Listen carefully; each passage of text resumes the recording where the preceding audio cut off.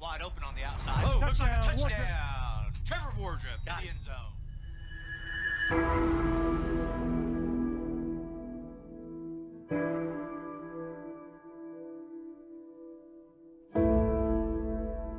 Day by day, we get better and better. We get better and better. We can't be beat. We can't be beat. Won't be beat. Won't be beat.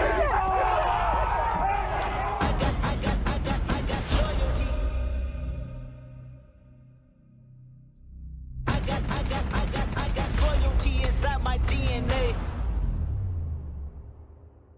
I got loyalty inside my DNA. I got war and peace, got war and peace inside my DNA. I got power, poison, pain, and joy inside my DNA. I was born like this, is born like this, immaculate conception. I transform like this, perform like this, wish out you a new weapon. I don't contemplate, I meditate, then off your plate. This that put the kids to bed. This that I got. Loyalty.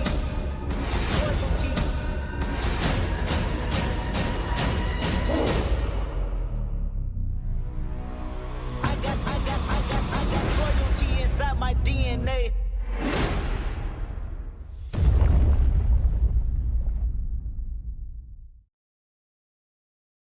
Hello, Noble Bear fans, and welcome to Noble, Oklahoma for Thursday night football. That's right. I didn't say Friday night. I said Thursday night football, and it's homecoming here in Noble, Oklahoma, and it's a beautiful evening. We're so glad that you guys have joined NobleBears.tv. I am joined by the one, the only, Mr. Coach Shane Fisher. Thanks for coming in tonight, Welcome man. back, This is awesome. Welcome back. Yeah, Thursday night football. A quicker game this week. So it's outstanding. Another 5A1 showdown with Altus. So you can't ask for anything better than this, man. Man, I'm telling you. Homecoming. We got a new entry, so it's awesome. Man. It's all going here. This is crazy. How so much has changed. I've only was gone for a week. What's going on? Man, it just all the good stuff comes out when you when you're gone. I guess I need to leave man. again. Surprise. No, I want to say before we even get started, Randy Kersey came in last week and did a phenomenal job. I was able to have a chance to watch it, and I was just so proud of the program and everything that the kids did and how you just took over and took in charge and how everything went last week. I was just super proud of it, man. So we missed you. We missed you, but he stepped right in and did a fantastic job. He has such a history of our program. He does, and I mean it's deep, man. I mean just anything you need to know about trivia or how the program started. It was just really cool hearing all that. So, absolutely. And then he had a good game. So he brought a little good vibe to us down at Duncan. So it was a tremendous night. Yeah, it was. Hey, and guess who else is back? Scotty Harper's on the sideline. Hey, what's happening, Matt and Shane? So excited to be back, ready for some Noble Bear football on a Thursday night. Let's go. Let's go.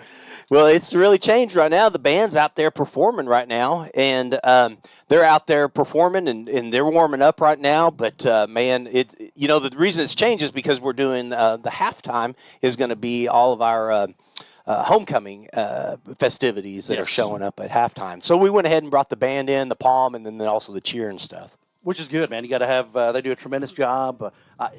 Forgive me, but what the band director's name? I forgot her name already. You put me on the spot. I'm so sorry. I kind of forgot myself. As a matter of fact, but the band's Asbury. really. There she is. She does a tremendous job, Miss Asbury. Asbury, that's right. Apologize for for getting her name. No, but we did an interview with her the other day too. Great, so really good. Yeah. Really good. So, but yeah, It's just a great night, man. Once again, fantastic weather. Sun will be down.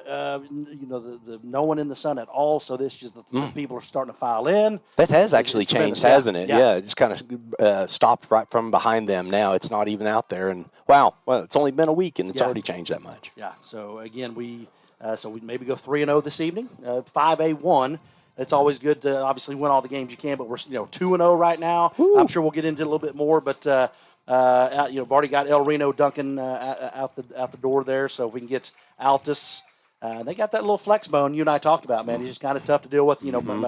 Midwest City had that same deal, Piedmont, so it's tough to defend. It is tough to defend. Just ask the NCAA Division I right now. Guess who's leading the nation in rushing?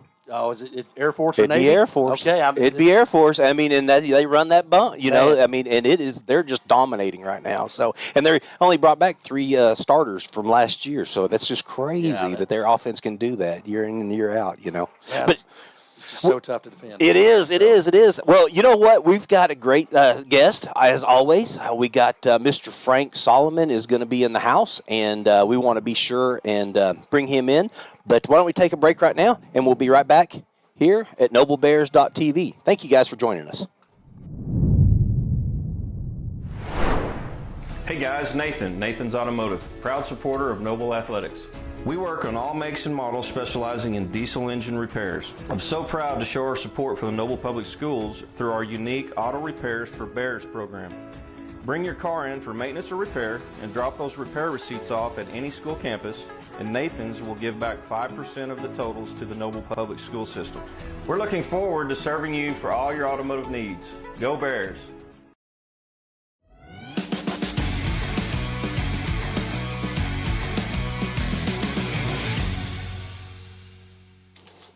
And welcome back here at Noble Stadium, NobleBears.tv. We have the Altus Bulldogs coming into town. And joining me now is the man, Mr. Frank Solomon. How you doing this evening? I'm doing well, Mr. Fisher, and yourself? I'm hanging in there, ready for another victory tonight, 5A1, man. I'm ready to go and hopefully get this going. But I know we have some other exciting news. We other do. Exciting programs, and teams are really doing well, kind of wrapping up the end of their seasons in the fall. So let's dive right into it, if you don't mind. I absolutely. I think, everybody loves Friday Night Lights, even if it's on Thursday. But, we play softball, volleyball, and cross country as well. Softball started today in their regionals, and we beat the Altus Bulldogs 11-6 in game one. We're currently playing, I'm sure, I don't know, but I'm guessing it would be Piedmont in game two. Okay. And, the girls they're doing a good job, so I'm excited for that. And that will finish up tomorrow. Win or lose, we'll play tomorrow depending on how we fare tonight. Sure, got to beat them twice if you lose, right? Yeah. But vice versa, if they same way. We beat them, had to beat us twice. That's right. Yeah. Whoever wins this game right now is in the driver's seat. So that's outstanding. Okay. But they've done well. They've done well, and we're happy to see the success, and looking forward to seeing how that comes out. Okay, very good. And then 2 weeks ago, our cross country teams participated in basically what they call the pre-state. It's all the contenders from around the area that think they have a chance to win the state title, and our girls finished first. Wow. Now, the downside is Tulsa Kelly. Okay. Bishop Kelly, they got us last year. We just barely, but they weren't there, so we know that's really who the competition is. We'll have to have some career performances in order to beat them, but And this is the Hickok girls, right? Leah, the twins. Those are two of them. But Holy cow, Erica Pena is the one who's been really Is that right? starring Okay. right now. Okay. So, She a senior?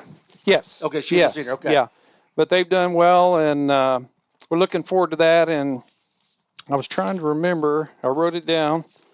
That cross country is something. Actually, my niece had a track meet or a cross country meet last fall. Got to go see one for the first time. Yeah. It's amazing how It is.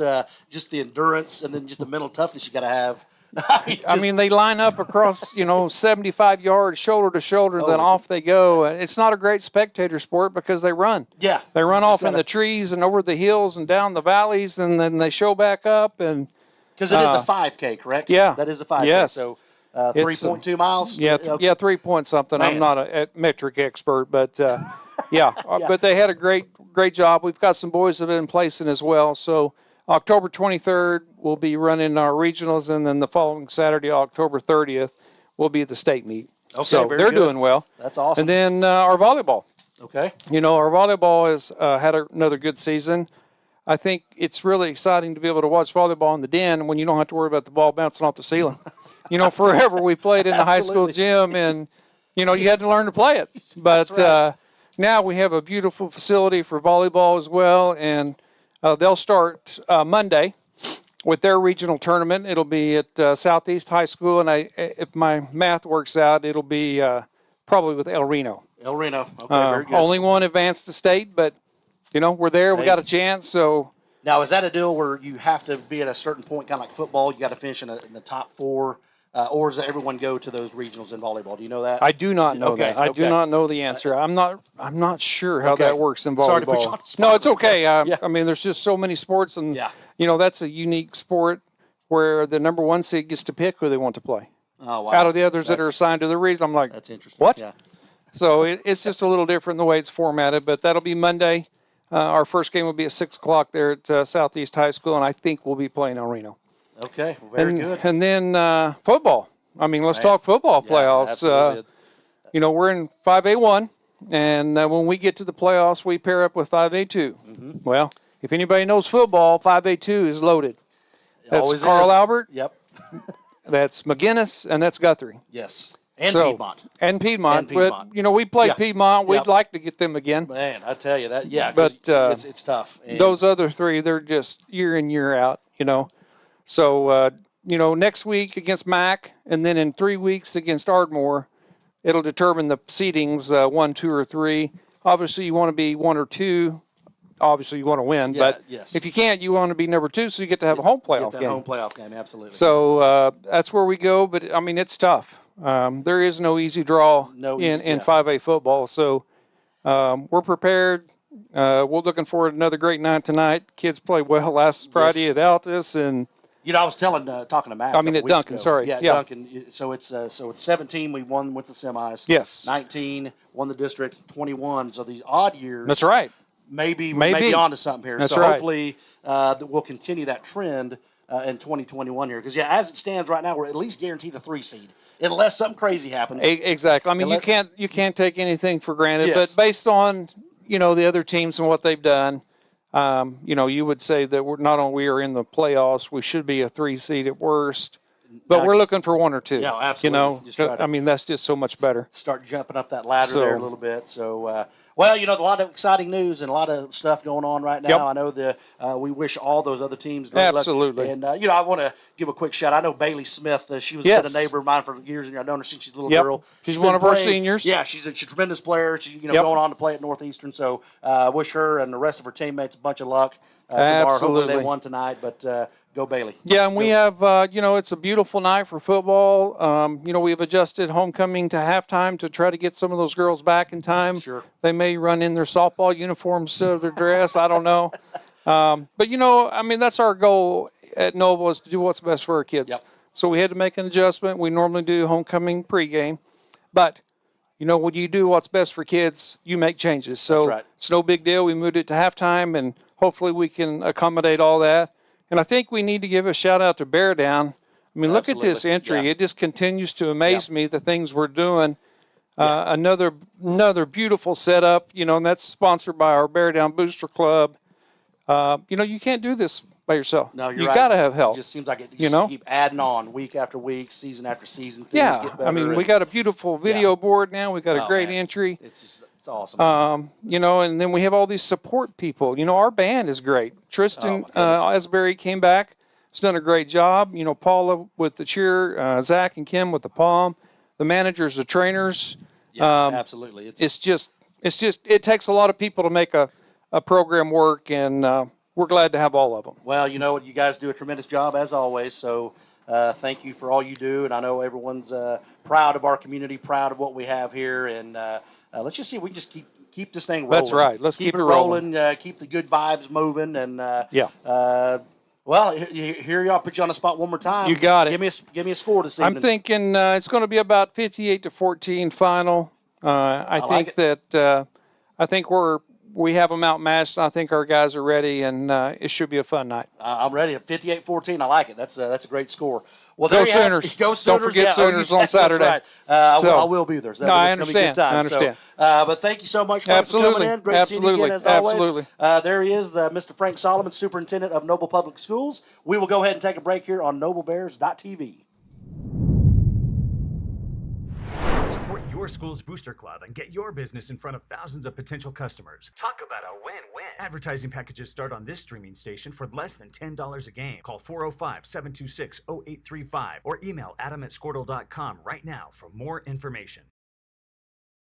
It's no secret Pioneer Cellular cares about the students of our communities because we're in your communities with more retail locations than any other carrier in Western Oklahoma.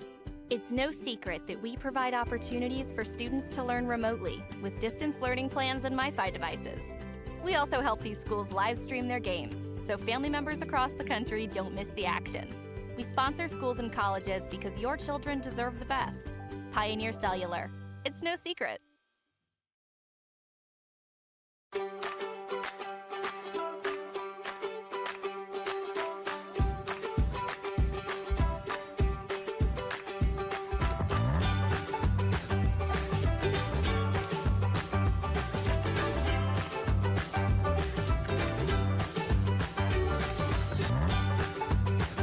Stream with Oklahoma's #1 high school streaming service, Squirtle.tv. Find out more at Squirtle.com/stream.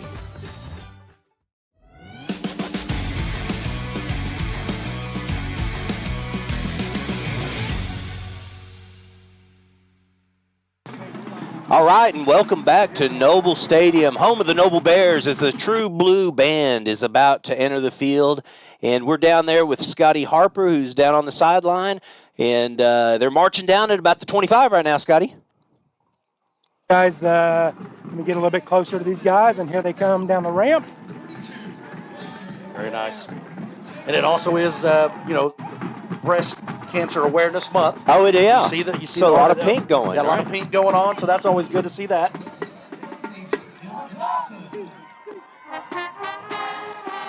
I always like the sound of the marching band as they're coming in and stuff. You know, it just gets the blood boiling, doesn't it? Yep, sure does, man. Sure does. And, you kind of wish the boys could be out here watching. I know Altus is kind of sticking around. I don't know why they're not going inside, but they are outside watching. So a lot of good entertainment going on. Yeah, and there's always festivities here, man. There's so much to do, so much to see anytime you ever come out. So I hope that we're bringing it to you guys at home just the way that you want. And here comes the band playing the school song. And awesome, man. You can't beat it. It's just tremendous.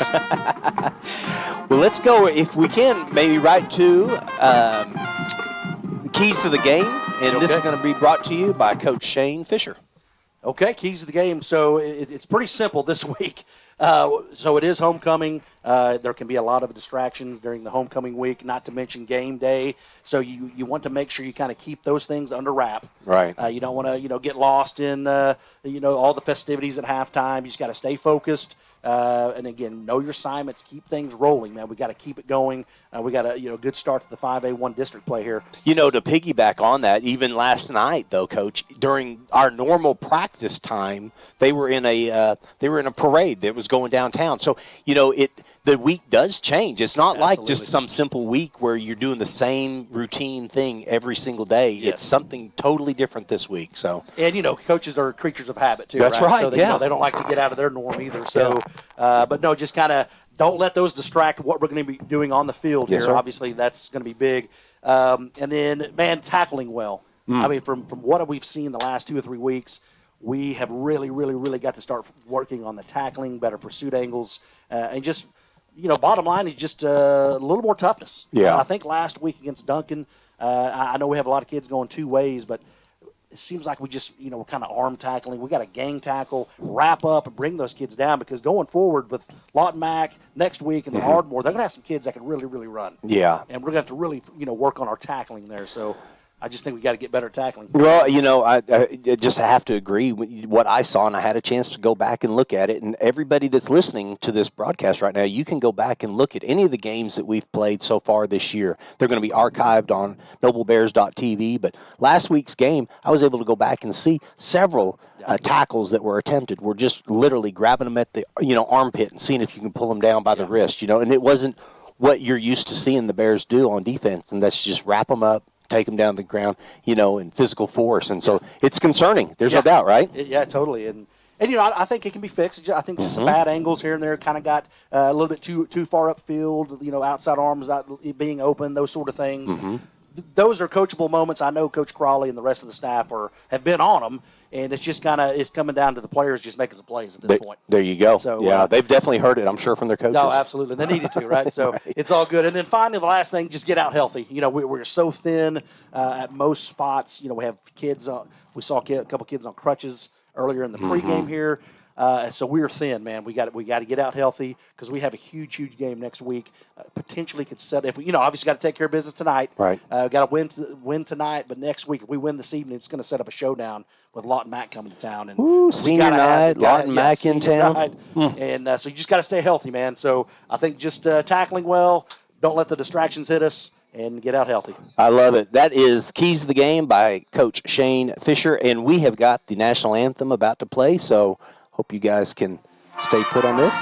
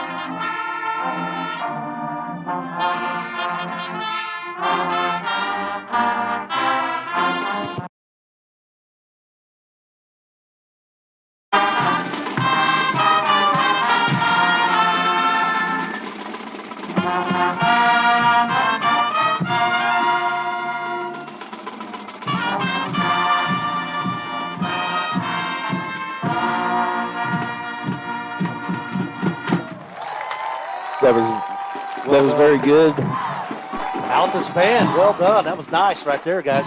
Or is that Noble's band? Oh yeah. Oh yeah, that was Noble's band. Yeah. They did an awesome job. It looked like dark. That was totally my bad. No, that's all right. That's all right. They did a great job. Yes, and here comes they the True Blue Band marching down, and man, they do a great job. Thank you, Scotty. He put that audio out there perfect, didn't he? That sounded good. Yes, That's probably the best we'd sound on that was during the national anthem. So sounded awesome. Yeah. Well, let's take a break, and we'll be right back here at noblebears.tv. At Maples Nixon Diesel Horse, we've helped a lot of people, and our goal was to treat each and every person like a friend. And as a friend, we've got your back, always. We understand what you're going through. Being lawyers is what we do, but it's not all that we are. We care. We'll stand beside you throughout the entire legal process, not just as lawyers, but as your friends. We are Maples Nixon Diesel Horse, and we are here to help.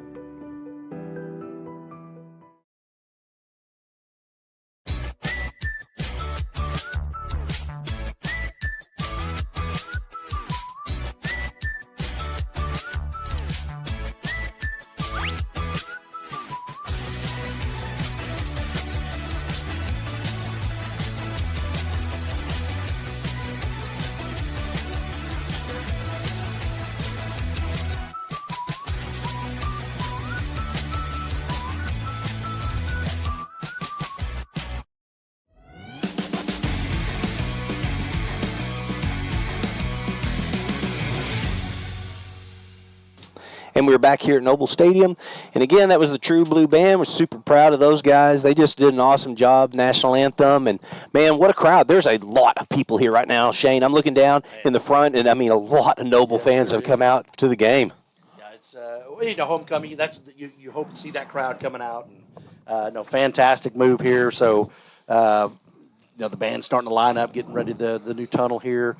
But exciting stuff, man. I'm really ready to roll here on this one. Yeah. Been looking forward to this. Altus has always been such a tough team over the years, right? Oh, I mean, absolutely. they play this kind of offense that's so hard to stop, and now they won a state title, and it hasn't been that long ago. It was back in 2015. 2015 state champions, had a bunch of good talented players, obviously. And, yes, like you said, they kind of switched back to this flex bone maybe 3-4 weeks ago. I kind of listened to the coaches show other night, and they just said they're just kind of working through some kinks now, but they're the kids are starting to get more comfortable with it.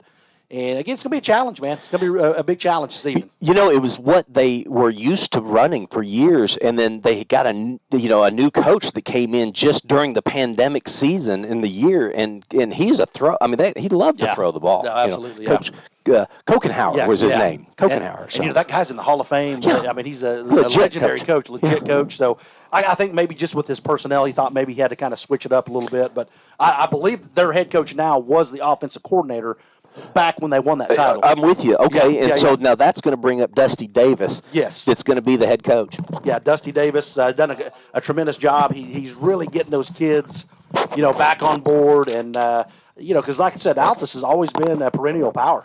They are a military town for the most part, so they get kids in all the time that, they didn't maybe have last year or what have you. But, the captains are coming out right now. And if it's all right, let's go ahead and tell you the names of the captains for the Altus Bulldogs. Is number 15, Devin Madison. He's a senior tight end linebacker. Looks like he's over on your right-hand side. Is that correct if you're looking at it there? Okay. So number 20 is also a senior, and that's Chad Fazell.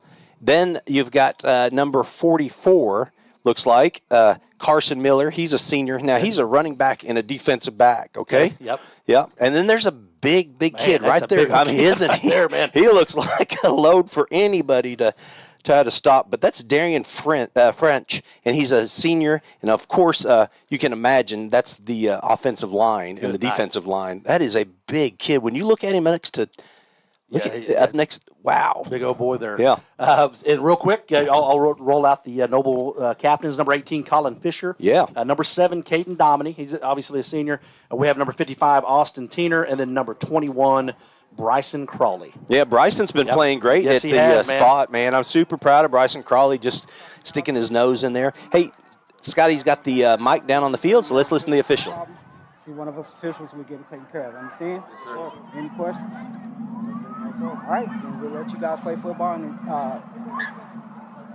we'll let you guys figure out the outcome, all right? All right, White, you're going to be my visiting team. I got a coin. Head, tails, head. Make a call in there for me, all right? Tails. Tails is the call. Tails it is.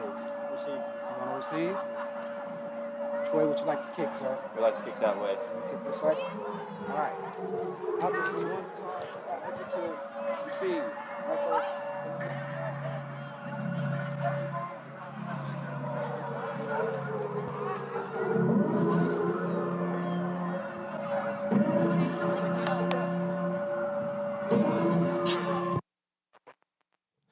Well, okay, we're back. It looks like Altus won the toss. Yep. They did win the toss. Looks like they're going to receive the ball, too. There you go. So that's kind of what we want, is to be man. on defense first, and so that's perfect. And this is lining up like, oh, look at the fog down there on the right. This is a great shot of the tunnel and the kids about to come in and stuff. Looks awesome. What do you think about this new tunnel action? Yeah, it's great. It was pretty easy to put together, they said. Now the wheels, you just kind of roll it out right in front of the half tunnel there, so it's good stuff, man. Have you seen over the years a bunch of different changes when it comes to entrances? And absolutely, yeah. Yes. Tell me about the most legendary entrance. Man, Clemson's, for whatever reason, I'm not a huge Clemson fan, but when they go down that hill. Oh, yeah. Dude, that's awesome, is legit. Man. It just seems cool because the fans are right on top of them, and there's some really cool college entries. Oh, there is, and they work on these things. Of course, man. We do too, because we take the bus down, we load them up. I mean, we work hard on this part of it, man. But you should see this, folks. I mean, from the goal line, we've got student body band coaches, just students out there, and it goes from the goal line all the way to the 20-yard line on the other side. Yeah, it's unbelievable. It is big league here. So. Yeah. And it's.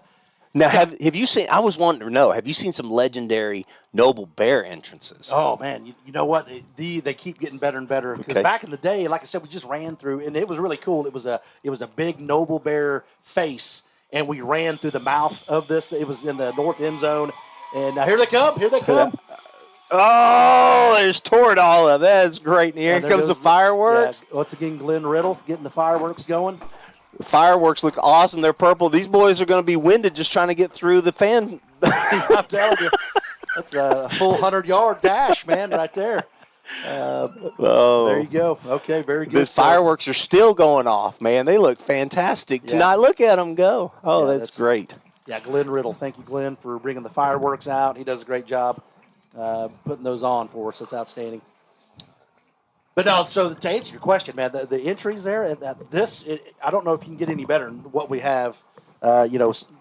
the last 2, 3, 4, 5 years, whatever it is, man. It's just been tremendous. Yeah. Yeah. I remember somebody talking about a wooden bear that they made. Wasn't it Brent Conley's mom or somebody that made it? I'm totally going to butcher this, so I'll be able to just ask. Well, I think that's what I was. It was a huge wooden bear, and the mouth, it was just like the bear was growling, and that's what we ran through. That's so cool. And, it was kind of, the students were extended out south of the field. And I love it. But that was cool. That was really cool. We didn't have the fireworks and all that, though. And it just keeps evolving again does, and again. So look at how much smoke just came off all those fireworks. He fired off a bunch of fireworks tonight, and that's Glenn Riddle. Glenn Riddle.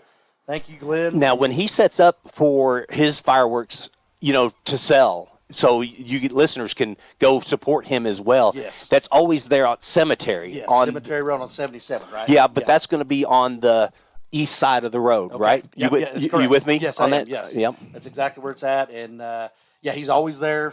Middle of June is when it opens, and all the way through the 4th. So he's go out and support him. For sure. I mean, and he does this, and I don't have any idea if he gets paid to do it or not, but all the same, they love it. Yeah, go right ahead. Go ahead, Scotty. Yeah, Scotty, go ahead. Okay, real quick. Tell you what, who we got? Number 3 back for Altus Bulldogs. That will be Keithan Kellison is the deep man. Number 2 is back over them, Dalen McCaskill. And I can't get a number on looks like number 20. That's Chad Gazelle. He was one of the captains. So here we go. Chase Weimer kicks off. Pooch kick, and the kid throws his hand in the air and says, "Fair catch, I don't want that one."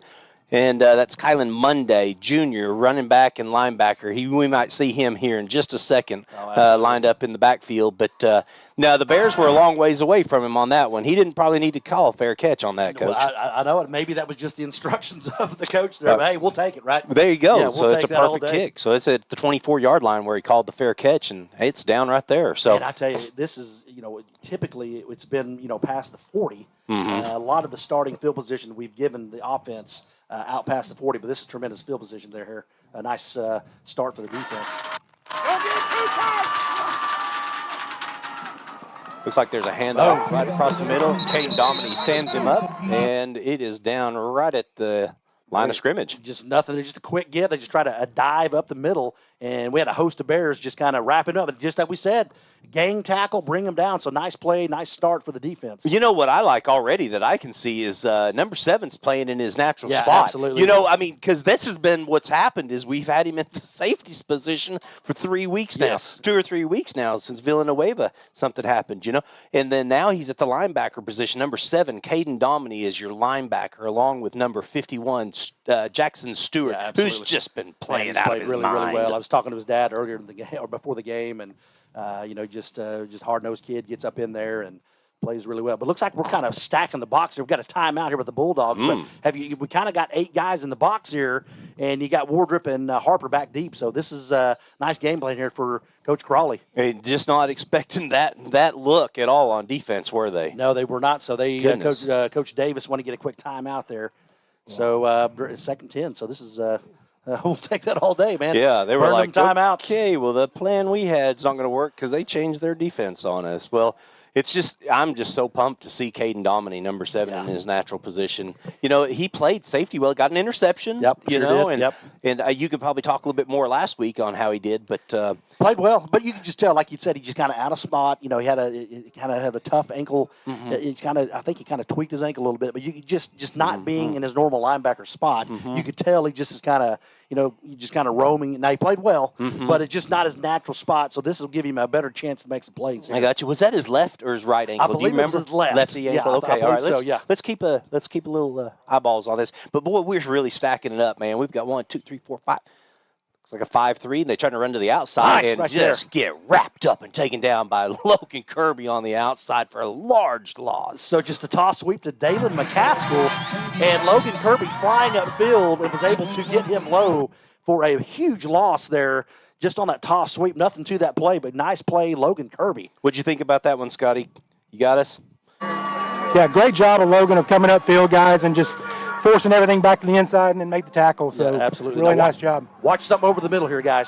We're going to have Scotty, I really like the sound of that down there. I mean, if you don't, you don't mind keeping on the mic for, I like the sound of that. Little pitch to the outside on the right. He's got some wide open room. Takes it right down the middle and all the way down to about the 32-yard line. It may be close to a first down, but that was number 20 for the Altus Bulldogs, Chad Frizzell, senior running back, defensive back. Okay, it looks like we have a flag down, so this may maybe that's why that huge hole was there, because we have a hole here. I bet this is going to come back. Gotcha. Matt. They try to hold around the edge there. No, it's kind of a weird spot where they are at. So, Hey, just a quick correction, Scotty. I'm sorry. Yeah, Coach Crowley's already said take it back, guys. Take it back. Okay. Just to clear up, just so we can get this straight. Yeah. So the helmet, the bear helmet that was made, the wood helmet. Yeah. It was Neil Steely that made it. Deborah Conley painted it. Oh, so there it you was go. kind of a team effort so there. Neil All right. Steely was the man. He's a great man. He made it. Debbie Conley painted it. Thank you So there for you go. sending that in. Yep, Whoever yep. sent that in to you to let you Denise know. Steely, or Denise Meir sent that. So Denise Meir. Well, Yep. thank you, Denise. I appreciate it. You guys can give us some history about that. So, Absolutely, sir. I remember seeing that. That was a pretty cool deal, Yeah, if you it ask was, me, man. It really was. Did Yeah. it have a big gnarly tooth coming Yeah, down it and did. everything? It seemed like it had a. Gosh, it's been years and years since I've ran through it, but yeah, it was really cool. I got to look out for that. Boy, they're deep, third and long here now. I mean, this is third and we're talking, 26. Slaughterville. 20 yeah, Matt. Slaughterville. Yeah. Yeah, third and Slaughterville, exactly. That's a famous Joe Adams quote. Thank you. Looks like he's going to do the same pitch on the outside Oh, to the good same job. running back, and we're going to spread this one out. There we There's go. nothing there. That's going to be a stop. That was Chad Frizzell trying to run on the outside and just got stone cold stopped. Man, and he tell you, Caden Dominy does a tremendous job, as we talked about, keeping that outside arm free. Yeah. Kind of, playing the man on him with his right hand, was able to get off of him, and then that kid slowed down, had to cut back in, and here comes other And help. here's all the help right there Yeah, waiting on him. absolutely, yeah. Well, that's good team football right Yeah, there. so great start here for the defense. Get a 3 and out, so that was a tremendous play. Yeah, and then we've got Brandon Harper sitting at about his 40-yard line. So, hey, if the ball's even punted right to him, it's going to be great field position. So it's going to have to be an awesome punt. He's all the way on the E on the Bears in the backfield. Low Here snap. come the Bears. Oh, but it is a good punt. Looks Yeah. like it shot off a little bit to the left. Takes a great Altus bounce. Wow, that's a good kick from where he was at. There was no way Brandon could have got to that No, one, Coach. that'd have been too dangerous. That kid had a beat on him anyway, so nice play just letting that go. Now, there was something different. Now, if you guys remember, Scotty, they always had two people in the backfield. So now what's changed about that Yeah, now? I wonder if they maybe had a punt block Maybe he brought Wardrop in. I don't know. Good well, call. now that's a good call because we're down here in the end zone, right? Yeah, Okay. maybe so. Cause, yeah, you're right, because Wardrop has been back there with Brandon the whole year. So maybe they just thought maybe deep, just go see if we can block this baby. And but great punt by that kid for sure. No doubt. No doubt. Trevor Wardrop's lined up on the outside, so is Brandon Harper. They split. Looks like there's a handoff over to Colin Thomas, who's looking for a hole on the outside. There's a flag on the play. That's Colin gonna be Thomas is holding on the running Bears, over. guys. Yep. Did you see who it may have been, Scotty? It might have been 70. It might have been Reed. Yeah, it looks right in the middle there. I saw the white hat. He had a look on that from the start there. I think you are correct. They usually tell a coach, so listen to him right now. Maybe he's going to let the coach know who it was, but not that the officials really will announce that ever. They just let the coach know so they can kind of coach him up a little bit. Yep. Hey, who was that you tell me that did the holding? So, And not much there on that little toss sweep to the give to Thomas. Kind of bounce that to his left. Not much there. Good pursuit by the Bulldogs in that play.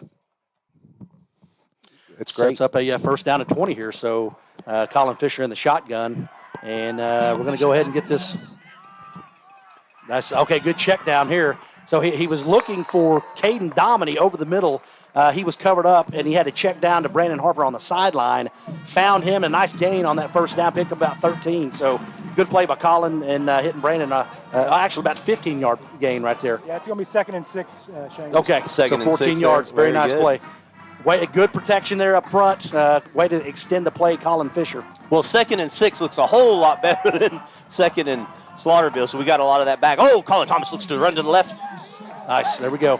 Picks up maybe about 10 yards or so there. Absolutely. Just a give to Thomas. Man, I tell you, he's done a nice job the last 3 or 4 games really finding that hole and getting there quickly and picking up that first down. So we do have JT Womack coming out and Bronson Barnett going into the game, number 76 for the Bears.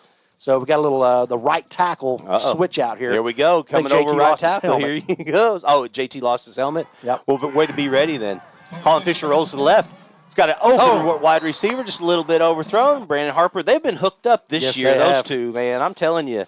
You know, I did a little bit of research, found out this week that that Brandon Harper has 42 receptions, folks. 42 receptions already. He's amazing. Got 625 yards on an average of 14.86 per catch. Coach. Through 5 games. That's pretty impressive. Yeah. Between he and Wardrop, though, I mean, they're pushing over 1,000 yards between the both of them. They're a mean duo. The White Hat stops. Golly, guys. Here we go.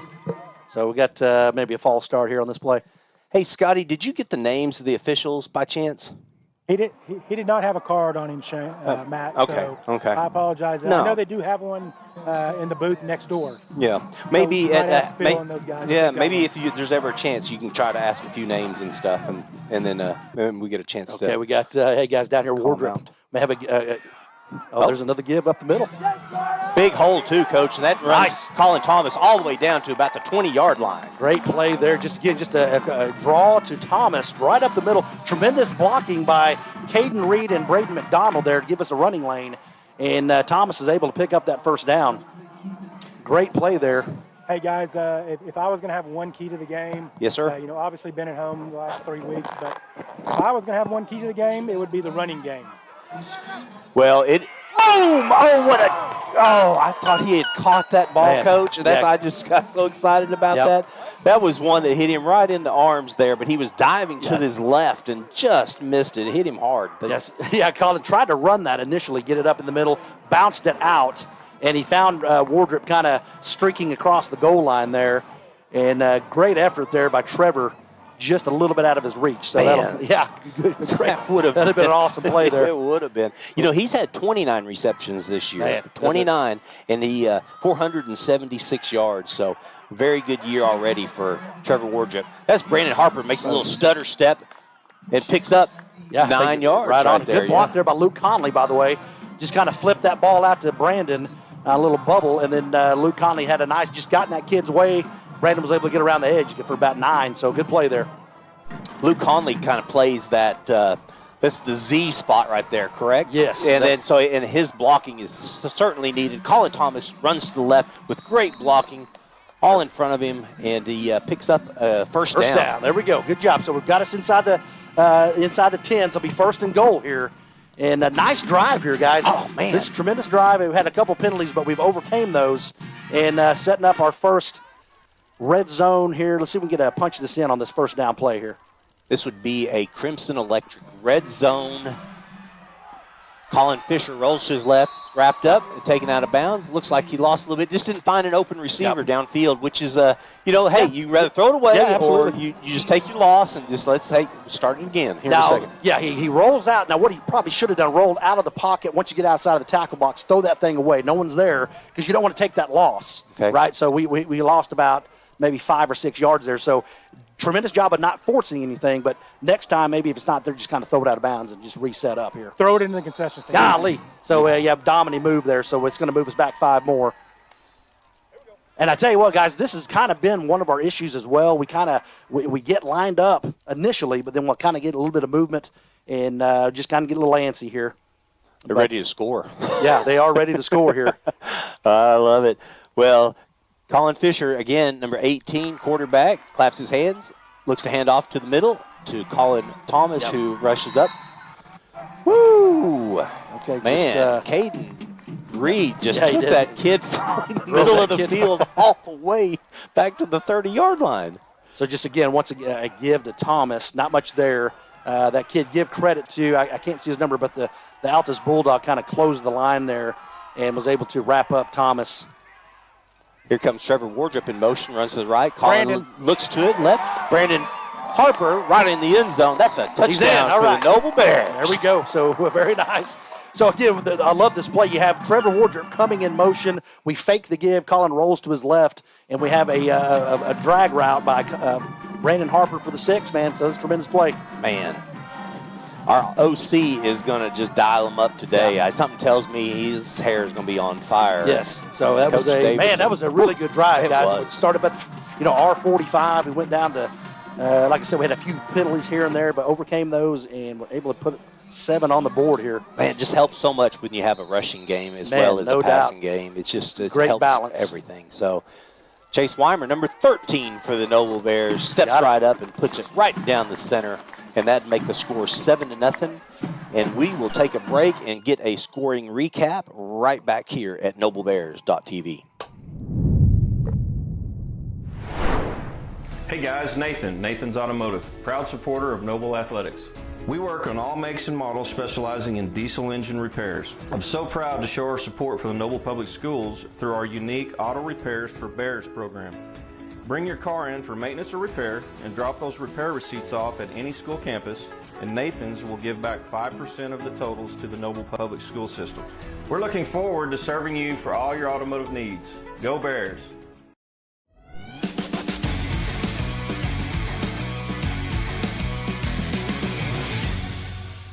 Man, that was a great drive. Welcome back to noblebears.tv. Man, that was outstanding. So a Crimson Electric scoring recap. Matt, I think it was probably the longest drive, 14-play drive. It went 55 yards, capped off by a streaking Brandon Harper over the middle for the 6. We're in the first quarter with 6 minutes and 26 seconds left. Great job there on the stay in bounds.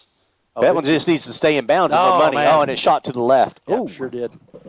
Kind of nice. I like the kick though. I mean, kind of right over the kid that called the fair catch last time. That thing could have maybe bounced in the field. That'd have been outstanding right there. Yeah, it would have been. That was something else. Well, very good. So Noble Bears are going to line up on defense right now, and we've got a starting lineup for the Noble Bears on defense. Let's see if we can get it on the graphic here. Brandon Harper, number 1. Trevor Wardrop, number 3, plays free safety. Luke Conley, number 4. Jackson Stewart. Man, how about Jackson? Right in the middle. Just really impressed with that kid. I'm so glad he's here. Bryson Crawley, number 21. Logan Kirby, number 12, plays the cornerback, and he's at the top of your screen right now. Then we got Robert Bear, number 17. Caden Dominy, Tavian Givens, Colton Hester, and number 61, Max Savageau. Very nice. Good. Okay, very good. So 35 yards here, Matt. So let's see if we can get this kind of corralled, this flex bone once again on their second series of the night.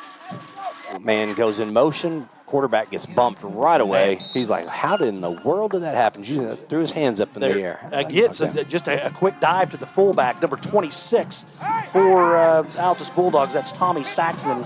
Nothing there, man. Great job of the front 5. Max Savageau and Tavian Givens really closed that hole up Hester quickly. was there as well, Shane. Great job, Colton Hester, as well. Very good. Thank you, Scotty. Yeah. Yeah, so guys, it looks like Coach Crawley's really just going to try to get those 8 guys in the box right here and really make it hard on them to run this football. They went back over to the coach, and they looked for a play, and that's Kahala. Kahala. Am I saying that right, Coach? Kahala? Yes, Kahala, yes. And then he pitches over to his right. It's got a wide open hole. Number 3 gets taken down by a host of Bears. Okay. And that is Kellison, who's a junior running back. He hit the hole pretty hard there on the outside. They picked up a few yards, but yes, he did. Man, he got leveled. Yeah, man, I tell you, probably had him in the backfield, guys, and just ran right overran it and slipped right by. Barrett Crawley was there too. Number 22 was able to kind of force him back on the left side, and we cleaned him up. There's got to shorten that third down here, guys. Kahala stops the play, looks back over to the coach as the coach surveys the defense. Yeah, watch. Yeah, I was about to say, quarterback. You can hear Coach Crawley yelling that out right here, just to keep up the middle. And there it is. He said belly. I heard him say belly. You guys heard it on. Yes, it was Jackson Stewart. There he is, man. Give the ball back to number 26. That is Saxon for the Bulldogs. He will pick up that first down, but not before but after Jackson Stewart brings him down. So nice play, Jackson Stewart. Great job on the mic down there, Scotty. We definitely heard that one. Outside of 31. There you go. So great instructions here. He's such a good coach. And that's kind of what we've been talking about, just kind of getting a little bit out of position, but that's all it takes. Mm-hmm. And I think it's kind of where the last couple of weeks we've really kind of got lost in our gap lanes, gap assignment, and that's kind of been in some issues for us. It's like nice they tried that same go. belly play, and it just got stopped right at the line of scrimmage. Yeah, it looks like the initial guy was Bryson Crawley. Again, just nothing there. I believe that was Saxon once again for the Bulldogs. And a tremendous push up front. Tavian Givens, Max Savageau, And like I said, Bryson Crawley was in there as well. Austin Teener as well, guys. Teener, man. Austin Teener's played his tail off as well. These guys are just looking to eat tonight. They're I mean, it is just, gaps. It's great. Yes, Scotty, it's awesome too, man. That's kind of what we've been missing the last couple of weeks here. It almost seems like Ray is daring them to try to go outside on us. Or throw. One of the two. Yeah. Whoa, we got a little bit jumped offside right in the middle, too. The ball's right there in front of you. We may not want to hear that one. Yeah, you got to watch cover that up a little bit.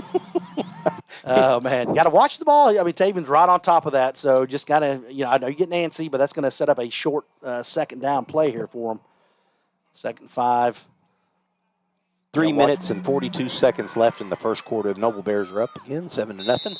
And, those are kind of things that teams that kind of struggle offensively on the flex bone, these are kind of things that they can do, change the snap count and keep our guys off balance. That's a way a team that's kind of trying to find their identity will kind of help themselves. Oh, nice play. Little run to the outside. Trevor Wardrop takes the... Man, yep. You have to give that kid some credit. Call a tremendous play. He was looking for that option. It was not there. He just about pitched it, decided otherwise, kept it, and got that first down. But, Wardrop kind of ripped him down right away. Let's go. That was Bryce Krahala again. There, guys, man, yes, he that did. Quarterback had 10 yards in front of him of nothing but grass, and Wardrop closed on him and shut it down. Yep, sure did. So watch the football here. Speed kills every time. It did result in a Bulldog first down, though, guys. It did. Yes. It did. Give it credit. Give them credit for sure. Looks to hand off at the middle. Looks like they've got this offense rolling a little bit better than they have in the last couple of weeks. Number 26 for the Bulldogs, Tommy Saxon. Yep. Just the quarterback spins to his right, hands off to Saxon. He goes to his left, picks up another first down, and give them some credit here, guys. They just, the 74 for the Bulldogs, that is A.J. Hughes. He's a freshman. The guard there, he had a nice little push there on the left side. So here we go. They just kind of misdirection. It can be confusing. And it gets stopped really quick that time. Nice. There you go. Tavian Gibbons. And a whole other host of Bears wrapped him up. Yeah, absolutely. I think Savageau was in there as well. You bet. And a little bit of a loss, about a yard loss on that play. Yeah, that one didn't go anywhere. So here we go. We got 2nd and 11 and 2:46 left. Got a large crowd here at homecoming tonight, folks, and I don't really know how many people are tuned in right now to NobleBears.tv, but we've been pushing numbers upwards of 6,000 IP addresses have been tuned in every single week. Well, that's tremendous having that many people watching, but then also filling up the stadium too. So we're getting, both sides of this deal. So that's outstanding. Oh my goodness, Shane, you're not going to believe this when I tell you this. Oh, okay. I see what you're saying. Okay. Yep. Yeah. Well, I started to say last week alone, you guys had, it was 5,762 views last week alone. So there's a lot of people tuned in right now on 3rd down and 5. The Altus Bulldogs are just trying to push themselves to a first down here. Yeah, once again, just Saxon, just nothing to it, just kind of a give in the backfield. Saxon to his left.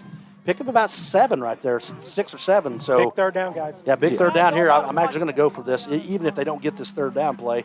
Little pitch on the outside. We're there. Nice, there we go. And, that was a great play. Number 22, Barrett Crawley. Great job, Barrett Crawley, recognizing that right away, the option out to number 3. That was Kellison. I think he kind of slipped. Barrett Crawley would have had that either way. So it looks like they're going to maybe kick a field goal here. Wow, this is going to be a 44-yard attempt.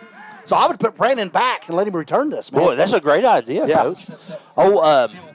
I just would be impressed if he made it. Yeah. In high schools. And you don't really see that very often. I know it. 44-yard attempt here. Give me the number of the kid who's man, kicking. You know what? He just turned. I cannot see the name. We got to give this kid credit. Number 10. Number 10.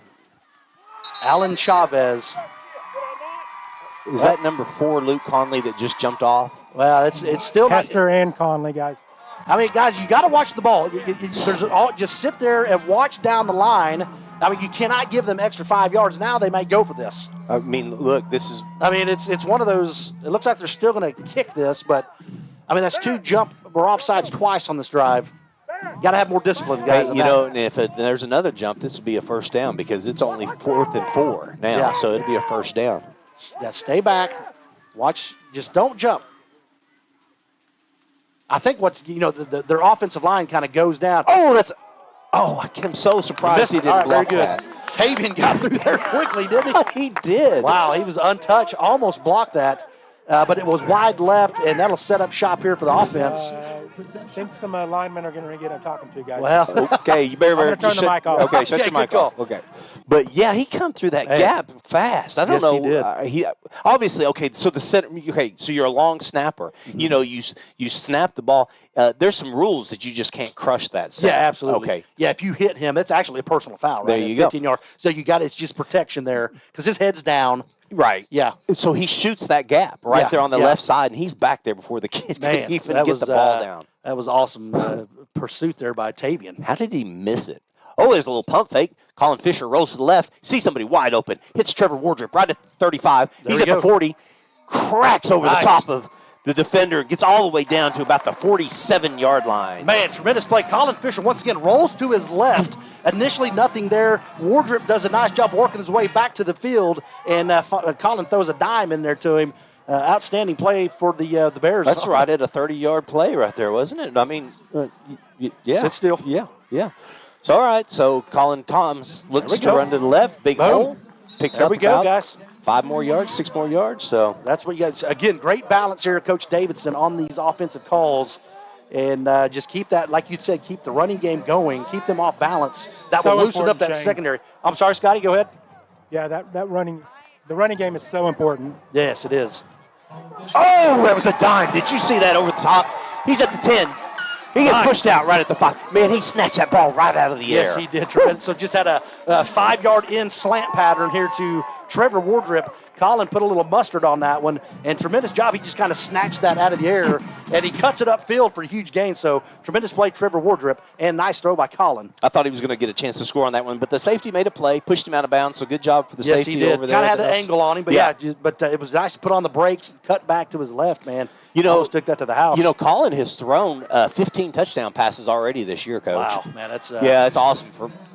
He rolls to the right. He's got somebody in the corner. Yeah, just a little over the top. So good decision there. I think he initially he had Brandon streaking to that pylon, but he threw it far enough away. Only person could catch that is Brandon. Okay, well that ends the first quarter. So hey, we're going to flip sides, and then when we come back at NobleBears.tv, we'll be about to score. We're going to definitely be in the red zone, but we're about to score. But we're going to be on the south side of the field. So you guys come right back. Hey guys, Nathan's Automotive, proud supporter of Noble Athletics. We work on all makes and models specializing in diesel engine repairs. I'm so proud to show our support for the Noble Public Schools through our unique Auto Repairs for Bears program. Bring your car in for maintenance or repair and drop those repair receipts off at any school campus, and Nathan's will give back 5% of the totals to the Noble Public School system. We're looking forward to serving you for all your automotive needs. Go Bears!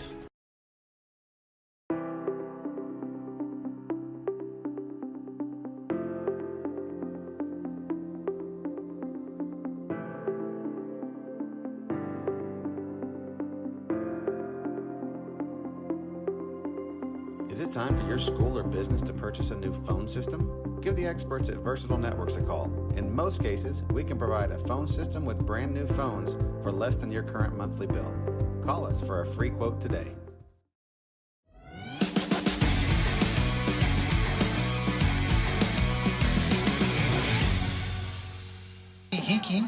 We are back here at Noble Field, and we've got a presentation going on at about the 25-yard line. It is a presentation. I'm not really sure what this is for. It looks like, is that cross country or I believe it's cross country, yes, because I recognize the Hickok twins. This is the cross country group for the ladies. They're so good. Man, they're so good. They are so good. Do they have a chance to win it? As Frank was saying, Erica Pena has been tearing it up. Hickok twins, the whole team has done awesome. So, yeah, give them a lot of love and a lot of go support them for their state meet coming up. Hey, I'm going to shoot that live. Not maybe live, but I'm definitely going to give them some video to come back on. So Noble Bears line up, and looks like they better get them off the field because Noble Bears are lined up at the 5-yard line, pushed down to about, what do you think, about the 3 there? Looks like you 3 or 4. What do you got, The guy up Scotty? top. Looks like this guy down here is about the 4-yard line, closest to us. Okay. Yeah, about the 3.5, guys. 3.5, okay, very good. Sets All up right. gosh, you got to, I always like when Colin gets to roll out of the pocket. You either have that run-throw option there. So So that's here he exactly goes, what yeah, he's doing. so here he goes. Hey, man, that's why you're coach, and he's looking to run. He's down to the 2. Nice. He buries his head in. He says, I got myself 6 points. There we go. Right there for the Noble Bears. Man, it's almost, I don't want to say it's unstoppable, but you give him that opportunity to get out. Our receivers do such a good job of getting open. Nothing there. Colin is, he's kind of learned to use his body to maybe bulldoze a few guys, and it's hard to stop right there. He lowered his shoulder, and I watched that kid say he backed off a little bit. He was like, golly, he's coming out at full speed. I don't know if I wanted to have a part of this one. Oh, that ball is up by Chase Weimer. Very nice. And there he we go. puts it right through. So that was a great scoring. It's going to be tough to score a recap because you got to remember we had all these. We started this drive down at the 20, Coach. So I'll let you work on that scoring recap. But I do want to give a shout out. It's my father, Roger Lorenz. He's actually in the hospital right now, and he's doing everything he can to watch the game, I'm sure. And he wanted to make sure and see his grandson participate in, homecoming and the homecoming festivities during halftime, and just love him so much and hope he gets better and feeling better right away. Wish him nothing but quick recovery. Wish him well, man. Thank you, brother. You bet. Hope he gets out soon. Thank you for watching, by the way. Yeah. Hey, I want to give a quick shout-out as well. I was talking to Coach Bourne this week. Okay. He was getting his pump on in the weight room, and he was telling me his son, John Bourne, he's an Army Ranger stationed in Fort Benning, Georgia, and he said he watches, every time we. So he's getting to watch these football games. But just awesome. Just want to say thank you for your service to the military, Army Ranger, noble guy. Man, he's a stud if he's an Army Ranger. I'm telling you. Yeah. So I'm from Fort Benning too. Now, when I served, I was at Fort Benning, Georgia. That was a booming punt. He's a kick all the way down to the 10. What's the whistle? Do we have a flag down? What happened here? Oh, I think we had an inadvertent whistle there. Yeah, I don't think I don't think they gave him the green light to kick. That was our best kick of the year, man. Kick of the year. Absolutely, Scotty. That's what I was saying, man. I came up out of my chair like, what was that? That was a booming kick there. So, so he is in Fort Benning.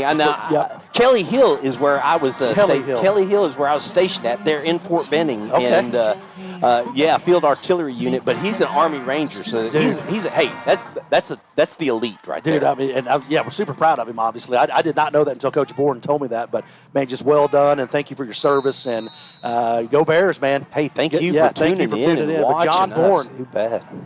Just glad he's on our side. No doubt.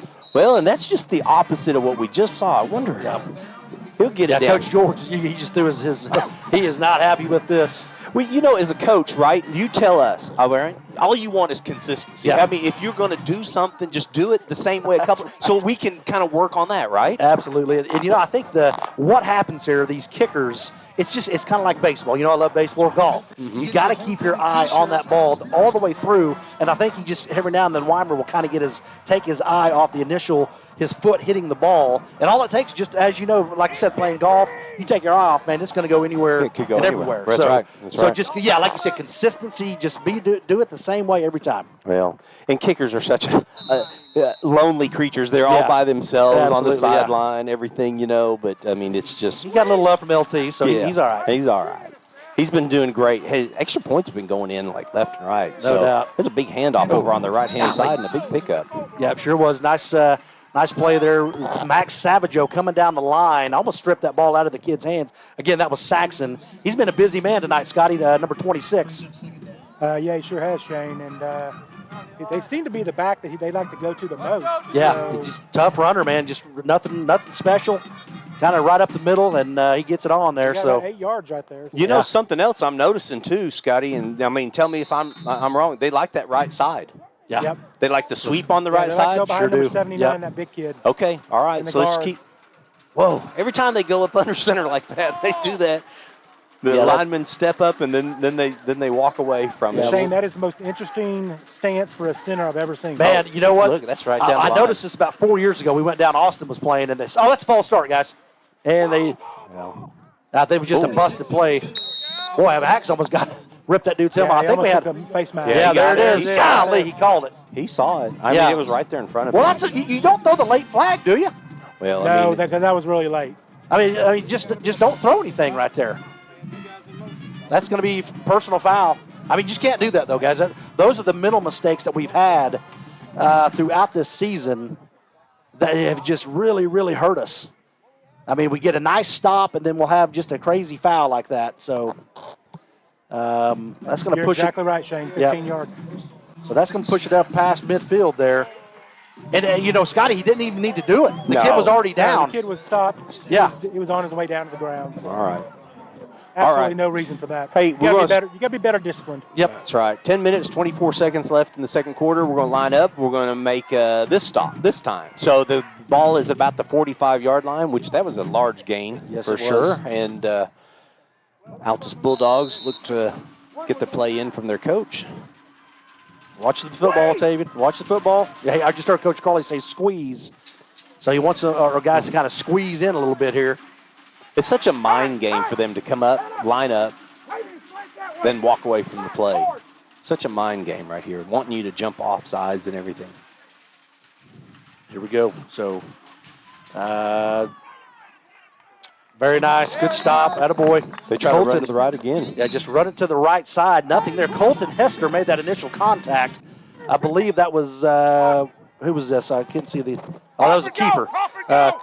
That was Kala on the keeper to the right side. And Colton Hester, number 43, nice job staying home. Looks like we have Teener coming in for just a quick breather. And it looks like Mason Crawford has filled in for his number 54 for the Bears is in there now. Kind of switching some different personnel in and out, giving some breaths and everything, yeah. And, of course, Teener goes offensively. Got to have him on the line as well, so that's tough, man. He's serving up pancakes tonight. So 26 rolls over to the right. Okay, and, very good. Again, right side, right? Yeah, he you sure guys was. noticing this? Okay. Tommy Saxon. 3-yard gain, guys. Gosh, there he is, Jackson Stewart once again. Tremendous job of wrapping him up and bringing him down. I noticed he's not getting through the arm tackle here, so we've really done a nice job of tackling this evening. Good job, I've seen a lot Stewart of arm on that play. tackles for sure. So, well, shout out to Tara and Sweet Canet's Bakery. And she brought some cookies tonight and some cake dots. And, you didn't participate in any of that. Did you eat too much of that during the week or whatever? She brings a lot of that to work. Oh, my goodness, that'd drive me crazy. But, hey, they were bomb. Those were good, man. She's a great cook, man. So a lot of good treats that she brings in. And nice job, Brandon Harper. That's the way to stay outside, Brandon Harper. Yeah, forcing him back to the middle. 4th and long, guys. 4th and long. It looks like they're going to try to punt it and pin us deep, but good job. They're good pursuit. Was that Bryson? I think Bryson Crawley was on there, made the tackle. But tremendous play by Brandon Harper coming upfield, forcing him back inside, and other Bears coming up there. Yeah, that was Dalen McCaskill for the Altus Bulldogs, number 2. First time I remember us calling his name, but junior, running back, defensive back. And he had to turn it up because, Brandon cut him off big time right out there. Now, Matt, good call, though. It looks like they still you just have Harper deep now. And look at where Trevor's at. Maybe they anticipate maybe a fake or something. I don't know, but I like it. They're anticipating something, so you got to, try to counter that. That's a good coaching staff does that, right? There you go. Absolutely. Well, you got 10 Bears within 8 yards of the football and one guy back. So. Watch the football here. Well, if they Watch get the football here. There we go. All right, good snap. And he didn't step into it. He just kicks it from his back foot. You got to field it. Yep, he's going to field it at the 5, 2, 1, and it's tackled at the 1-yard line. Well, guys, half-yard line. The rule is inside the 10, you just let it go, right? I know it would bounce before the 10, but just kind of just let that go by. It's too dangerous. You don't want to. But hey, you got to give Brandon credit. Try to make a play there, but they just had 3 or 4 guys wrapped up on him immediately.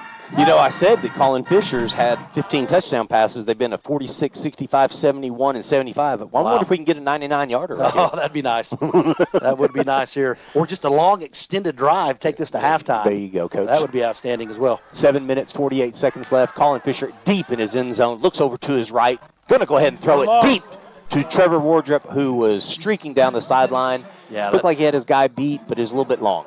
Well, and again, kind of mechanically, he did limited space in the back or in the end zone, and he just tried to get rid of that quickly. Didn't have time to flip his feet and step into that throw there. So you can always kind of tell when the mechanics are off for a quarterback, right? I mean, just the throws aren't crisp. It's like Spencer Rattler, like we've said in the past. There we go. Good. Get out of give us a little room. There you go. That'll set up a manageable third down here for us. Absolutely, yeah. That's going to bring up 3rd and about 5 right there for the Noble Bears that are deep in their end zone. Looks like they're out about the 6-yard line right now. Man, give Colin Thomas a lot of credit. He's firing to that hole, getting up in there quickly, and really doing a great job of getting that running game established. Yeah, everything's positive too, Shane. Yes, absolutely. Brandon Harper with the catch right at the 10. Green space, guys. He's at the 20. He's looking for big-time block, and he goes and takes it to the left. Right He's got a great block on the outside by Caden Dominy. Nice. He takes it all the way to midfield. That's an excellent 40-yard gain right there for number 1. Great play. Again, it's just that kind of that bubble screen for the wide receiver to Harper. And, man, if he catches that and you give him about a 4-yard cushion there, I mean, it's going to be positive yards almost every time. He does such a tremendous job with the ball in his hands. Super proud of that kid, man. We're back on Colin Thomas, and he's in the backfield right now as well. So let's see. Nope, it's going to be another pass play. He's looking right over the middle, and it just goes down a little bit low. But, Colin Thomas last week had an awesome game. I think what I saw, he had 2 TDs. He rushed for over 175 on the ground, guys. Yeah, absolutely. Yeah, he played his tail off last week, guys. 175-yard rushing, a couple touchdowns. It was awesome, man. So, his mom told me that the coolest thing about sports for him, not the coolest thing, but the wildest thing about him, just a little bit overthrown to Trevor Wardrop, is that he's the only kid that she's ever met that's broken his nose twice off the edge of his bat. Yes. And you know what? I witnessed both of them, too. It was, I've played baseball a lot of games in my life, and I've never seen that happen. How do you do it? How do you do that? The bunt, he was swinging one. One was a bunt, but he got out front so far out front. The bat was, out in front of his body. The ball hit the bat, ricocheted up in his nose both times, man. It was crazy, man. Colin Thomas. Golly, he just a little bit off tonight. He didn't quite get his hips flipped, and just kind of airmailed that a little bit. Just kind of that release point just coming out of his hand odd. Because Lucas was there. He was looking for Luke Conley, number 4. Over on the right-hand side. Just missed him a little bit above his head. Get this tuned around here, and it looks like they bring in number 12, Logan Kirby, to punt the ball. Yeah, and he's done a nice job in the pregame. I was watching him, and he was booting him 50 yards. So if we can get a directional kick down here by this referee, pin them deep, that would, with the way our defense has been playing, that might give us another chance for halftime. Looks like we're missing somebody. Here we go. Uh-oh. Here we go. Dre Hill says senior. Dre Hill says 2 missing. So we had 9 players out there, so they may have got that. Now, how many seconds? Oh, we just took a 5-yard penalty, Coach. Oh, yeah, that's not going to be. Yep. I was wondering about that play clock, how long they had, because usually whenever you're trying to rush somebody in like that, it just takes too long. And again, you just kind of, you stand on the sidelines and you're watching the game, becoming a spectator, and you just got to kind of know, you got to stay involved in the game, know the situation. And if you see the punt team go out there, run out on the field. Well, Coach, I mean, this is some of the things of distraction that you were talking about, the homecoming distractions. Logan Kirby kicks it nice and high, punt, unreturnable, and it has go ahead and downed right there by Tavian Givens. 33-yard line, 32. Thank you, sir. 32-yard line, okay, very good. So here we go. Hey, and guys, I won't be quite as nice as the two of you are. Okay. You got to be better than that. Yeah. You got to know what's going on. You got to be disciplined, and you got to keep your head in the game. Yeah, you're right. Totally. You're talking about the players on the sideline. Because I promise you, you're not going to be able to make those same mistakes against Matt. Yeah, you're right. 100%. Well, yeah, exactly right, man. Those are what makes a good playoff team right there, right? Yeah, just there you go. So everybody engaged. Well, here we go. The Altus Bulldogs line up. This is their fourth possession. Absolutely. Mm-hmm. So they do a nice job here defensively here. Let's just keep this rolling and see if we can get this flex bone under control again. There's the give up the middle. 26 again, guys. Yeah, not much there. On the left side that time, though. Nice job. Was that looked like Max Savageau kind of closing that, kind of collapsing that line. Yep, that's correct, Shane. Okay, very good. And he was able to pull him down. Yeah, rode him like a pony all the way to the ground. Mm-hmm. That kid does, positive yards every time, though. He leans forward. Yeah. That's the reason why. You know, I mean, he's going forward at the line of scrimmage, and then, he's just leaning forward every time he keeps takes him legs down. Turning, man. Yep. Man, we got a lot of shout-outs today to give to some of birthday folks that Boom, here had we go. birthdays last week. Yours one of them. So, Oh, yeah. 21 years old. Congratulations. Happy birthday to you. I'm finally official, man. So, yeah, you bet. Yeah, I appreciate that. Yeah. It was a good birthday. And, yeah, we have quite a few. My brother and my sister-in-law, they had the same birthday. That was October 5th. I was going to ask you, are they the same age? Yeah, my brother, I think he's 6 hours older than she is. So that's were pretty they cool. in the same were they in the same hospital? No. My brother was born in Lubbock. Oh, Debbie okay. was born in Norman. So, okay. I think Norman. But, yeah, no, two, just kind of a weird deal there, man. But, It is. Oh, that's awesome. And they're just great people. Yeah. Happy birthday to both Deborah and to Brandon. I mean, you guys are just awesome. So, oh, no. little pitch to the outside. yeah, That's a broken play right yeah, there. They're yeah, going to get sure a lot of is. yards on that one. They're all the way down to about the 49-yard line right there before he steps out of bounds. Call it the 48. Yeah, nice play there because we had all the momentum coming towards our sideline and kind of a misdirection there to number 3. That was Kellison on that play there. Nice play there by the Bulldogs to get him past midfield. They've been using some different, running backs at that position. A lot of those that are going around the outside edge. So they've brought in several of them. You know, my wife's birthday, Brandy, was on Monday on the 4th. So, Okay. hey, happy birthday. Shout out to you. Happy birthday, Brandy. Mm-hmm. Yep. Braden Buell. You remember Nice. that guy, Oh, don't absolutely, you? man. Yeah, heck yeah, man. Good man. Oh, that's, two in motion. You can't have yeah, two I'm about in to say, yeah, 2 There's guys. black That's guys. coming back. There you go. Yeah, I think everybody knew that rule. I heard everybody. Yeah, so Braden, that was his birthday. I think today, as a matter of fact. And then Jennifer Danheim, Michelle Kinsey. And you know who else had a birthday? Is Nate Standridge. You know who Nate is? I do know that. Yeah, Yep. 8th grade kid. Mm-hmm, and Yeah, he's a stud. Yeah, they got a good group there. Up and coming bear right there, guys. What'd you say? Up and coming bear. Right Yeah. there. Oh, yeah, Sure you is. better get ready that for it. Yeah, the 8th grade group has played really, really well. Yeah. Good athletes. In I that think there are class. going to be several of them next year that Yeah. can contribute as, Yeah, I agree. as freshmen. You know Yeah. what I'm saying? That's always hard to Sure. contribute to the Bears as a freshman. To even get in a game as a freshman is tough. Well, You that's know. a tribute to the middle school program as well. No guys. doubt, no Coach, doubt. Krieger. Coach Krieger and Coach Coach Sanchez, you bet. Max Savageau, man. Just a quick give. Max Saxon gets the ball about 2 yards deep, and Savageau just blew him up right on the line of scrimmage. He might as well be taking the snap, Shane. Absolutely. Man, he is flying downhill, and nice contact there. Nice play, Max. I think we got somebody else's birthday that's coming up on the 11th. Oh, boy. Oh, boy, Scotty. Scotty. Oh, boy, Scotty. He's like, oh, boy. You guys got me. Big 5-0. No way. Oh, yeah. All right, 5-0, man. We're going to man. have to party now that I know that. Well, Scotty look at this Harper. cushion Harper has given this receiver. That just Oh, they're going to go ahead and pass it down the field. Oh, almost had a pick. That was almost Oski time. that good pursuit there by Luke Conley. Hit him just after he released that football, but he almost had a pick there. Logan Kirby and Wardrop both kind of converged on that pass. Tremendous play here. Set up a huge 3rd down. Yeah. Okay. You heard Coach Whitlock, guys. Watch the ball. I hear watch the ball and watch the reverse. Yeah, number 20. The little up backs, number 3 and number 20. He's going to have to kind of keep an eye on those guys. How is that for Crawley? I mean, I'm going to ask you, Shane, because you coach your son in baseball. How is that for Coach Crawley coaching both of his boys? I mean, he can literally just kind of like give them little signals, and they know exactly what he's talking about. Yeah, you know absolutely. What I mean? You know, You tend to when you have your own child playing, you tend to be harder on them. Of course you do. Over the other kids. Yeah. So he knows his boundaries more so with those 2 kids, obviously, than anyone else. So, but no, it can be tough. It can be challenging, but it's also it's a blessing, like you said, because he kind of knows them inside and out. And that was a tremendous play by Devin Knight, by the way. He stayed home. Absolutely. And they tossed a little toss sweep, and he was able to bring him down for a short gain there. So good play, Devin Knight. Number 33 comes into the game, Seth Scruggs for Lucas Conley. 2 guys back now. Yeah, there's the 2 guys back. Oh, we got a bad snap. Here comes.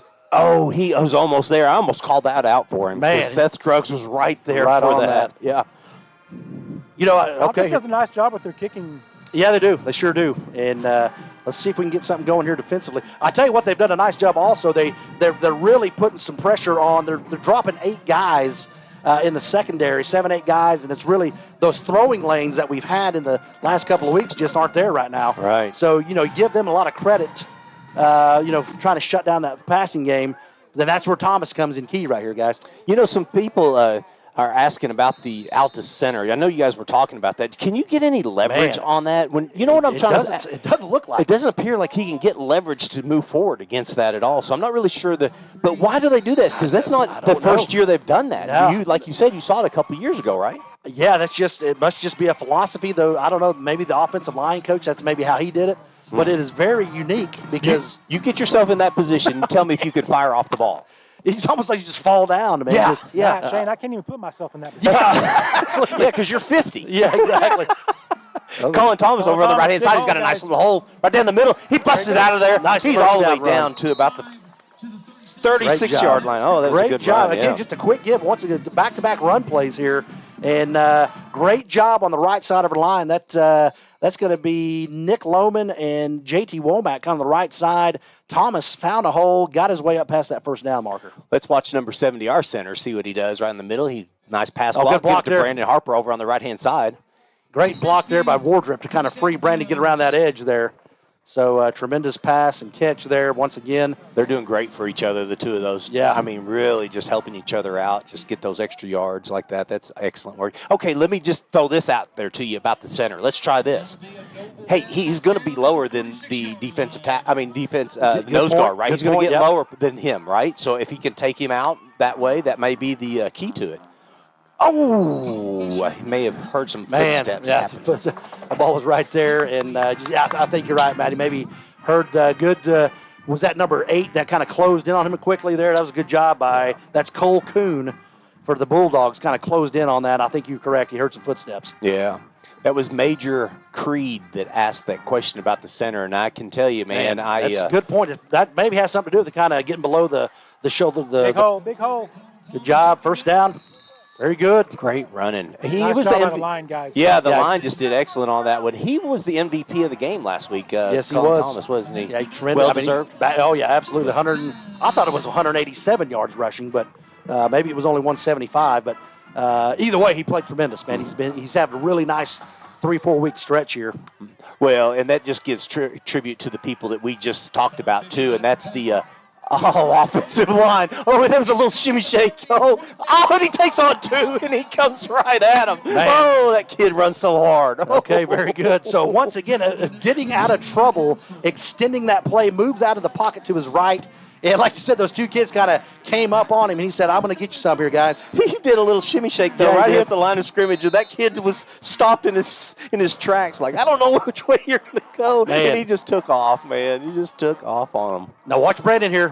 Brandon has a nice matchup here. McCaskill is on Brandon, kind of coming off the top here a little bit. And here goes Colin Thomas over on the right. Yeah, there's a face mask. Right on him, guys. I mean, he pulled him on the face mask a little bit. And down. But they didn't see that time. So nice game. Good positive 2 yards there for Thomas. Just to keep around or to give around that right side.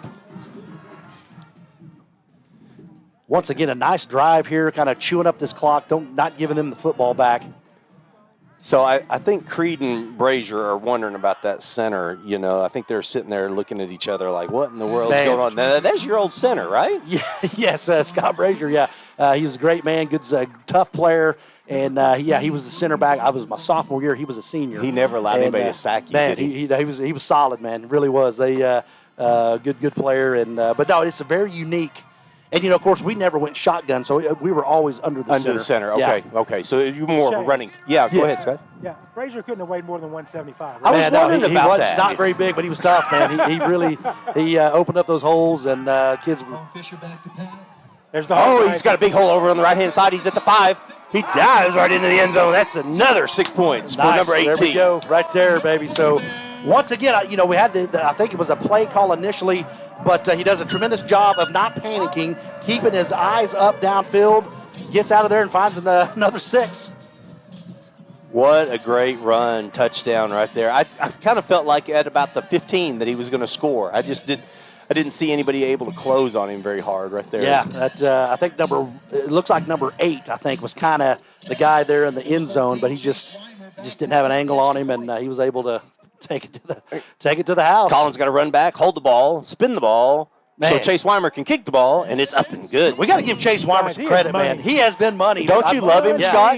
Chase Weimer, money. I'm telling you, man. So if we get inside, the 30-yard line, a field goal too, guys. I wish we would try one. Yeah. Somebody was talking about that last week. I mean, if we just try one to see how it goes, and because you don't want to kick that as a pressure shot. 20 seconds, left in the game. You're down by 2 or something like that, or maybe you're down by 3. You don't want him to have to kick that for the first time ever. No. And I just think that we ought to, because he's got enough foot, right? Oh man, in warm-ups he's kicking them 44 yards, man. I mean, it's clearing it by probably from 50, but kid has a strong leg. And he's very accurate. And, a lot of credit to the center as well, because that ball's got to be there. And Colin. And Colin setting the ball down. But, Chase Weimer has done a tremendous job of kicking these extra points. Yeah. Well, your center, I guess, was trying to give you a hard time there. What do you think? Oh, was I? No, he didn't really. No, just kidding. He's a good man. Yeah, it's Scott Brazier. Thank you for watching, man. I hadn't seen him in a while. He's him and his family, him and Tammy. Tammy's the lead singer for Etowah Road, man. How good are they? Dude, I seriously will close my eyes, and it sounds like I'm listening to like a country star like in Nashville. She's such a great voice, and it's a good kick, guys. It's a good kick. There's a little collision right there at about the 39-yard line. I thought the ball may have popped, started to come out of there with those two hitting each other like that. Yes, so that was kind of an interesting catch there. Who was that? Number 25 here. That was Eric Kirby. Caught that ball for the Bulldog. Over the right shoulder, going deep on a deep fly ball up against the wall, Shane. Absolutely. Little Jim Edmonds. The only thing he just didn't turn, You guys are in serious baseball mode right now. Playoff time. It's playoff time. And it was even better the Cardinals lost last night, so that made my day too. So You're a dirty dog. Yeah. You got to get that one in there, didn't you? I did, yes. Who was the that way to? they lost. Well, it was to Bradley England and Casey England. Bradley they always and they always give you a hard time about the Cubs. So at least they were in the playoffs, right? The Cubs were not. So there you go. No, they got a great franchise, but it was a tough game for them last night. Major Creed, here's your center. He's snapping back to number 4. Oh, looks like well, there's a little bit of it looks like he has a start, guys. He has a pretty good push too. It looks like. Oh, let's take a look at that again. It'll be right here in front of us. It's going to be right in the center. Let's take a look at that. And Tavian's lined up right over the top of him, he is. isn't he? Sure is. Hey, good pursuits there by Dre Hill, flying around that edge and pulling him down. He not quite. Did they get him? No, they're just short of the first down here. No, they went ahead and marked it, and then the official went ahead and said, "Hey, let's go ahead and move these chains." So they put it right out the line. They went ahead and gave it to him. First down. Nice. Okay, so that was a good run. Got 40 seconds left here. So watch the foot up the middle. Just no. Little jailbreak on the outside. Okay. Altus Bulldogs are cheering loud for a nice run that picked up about 15 yards with 29 seconds left in Looks the like Max first is half. pleading for a hold here. He just went straight to the white hat. He's like, "Hey, man, I'm getting held big time."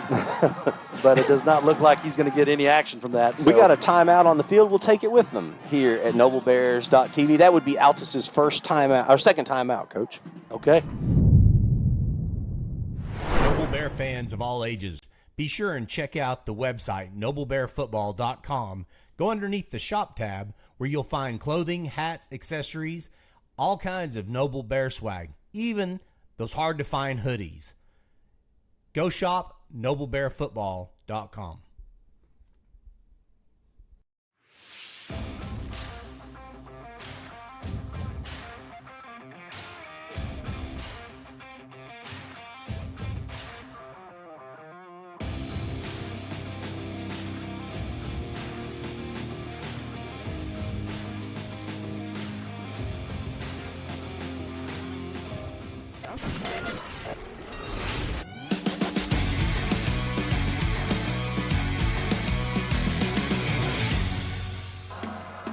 Man, you guys got to connect with us on social media, all those different platforms, but especially Facebook, because at about the third quarter, there's going to be a trivia question that is going to be given by Coach Shane Fisher.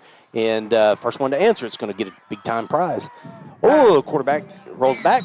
Pass. The ball looks like it may have hit the ground. No, they're going to call that. No, it didn't hit the ground. Oh, wow. That should be Okay, a good catch. Well, that's, Not sure Coach. why the whistle blew. I know, Coach George loving that little sweet emotion that they called, let that clock roll down right there. So, very good. That's number one. And then here's another timeout, looks like. So that will be their last. Oh, now Matt and Scotty, 10 seconds. Don't you think we just kind of maybe played a little bit of prevent here? Don't you think they're going to try to heave one to the end zone? What do you think? I mean, that's what they have to do. Yeah, I mean, I don't know. I mean, you would hate to just. Hey, Shane, they got the wind behind them. Yeah, they might try to kick it. Yeah, good point. Good point. Run one more play, get to the center of the field. They're going to have to throw it, get the first down, get on the ball, down it. Yeah, because and that then was their last time out. Yeah, because it's going to be tough. But no, I agree. If that kid can possibly kick that here. And that wind's picking up. It's probably 15 to 20 right now. Man, I tell you what, dude, if he kicks at that for a 45, we'll be crying on that deal, man. I'm telling you. Right at halftime. You don't want to lose a shutout on the last play of the first half. No, absolutely not. 45-yard field Well, goal. you guys dream on. No, yeah, dream on, Scotty. You bet, man. There's no way. You got to be crazy right here, man. So, yeah. Okay, Coach Solomon looks up at the clock and said something. Let him look at it one more time. No. Oh, he said 6 seconds. 6 or 6.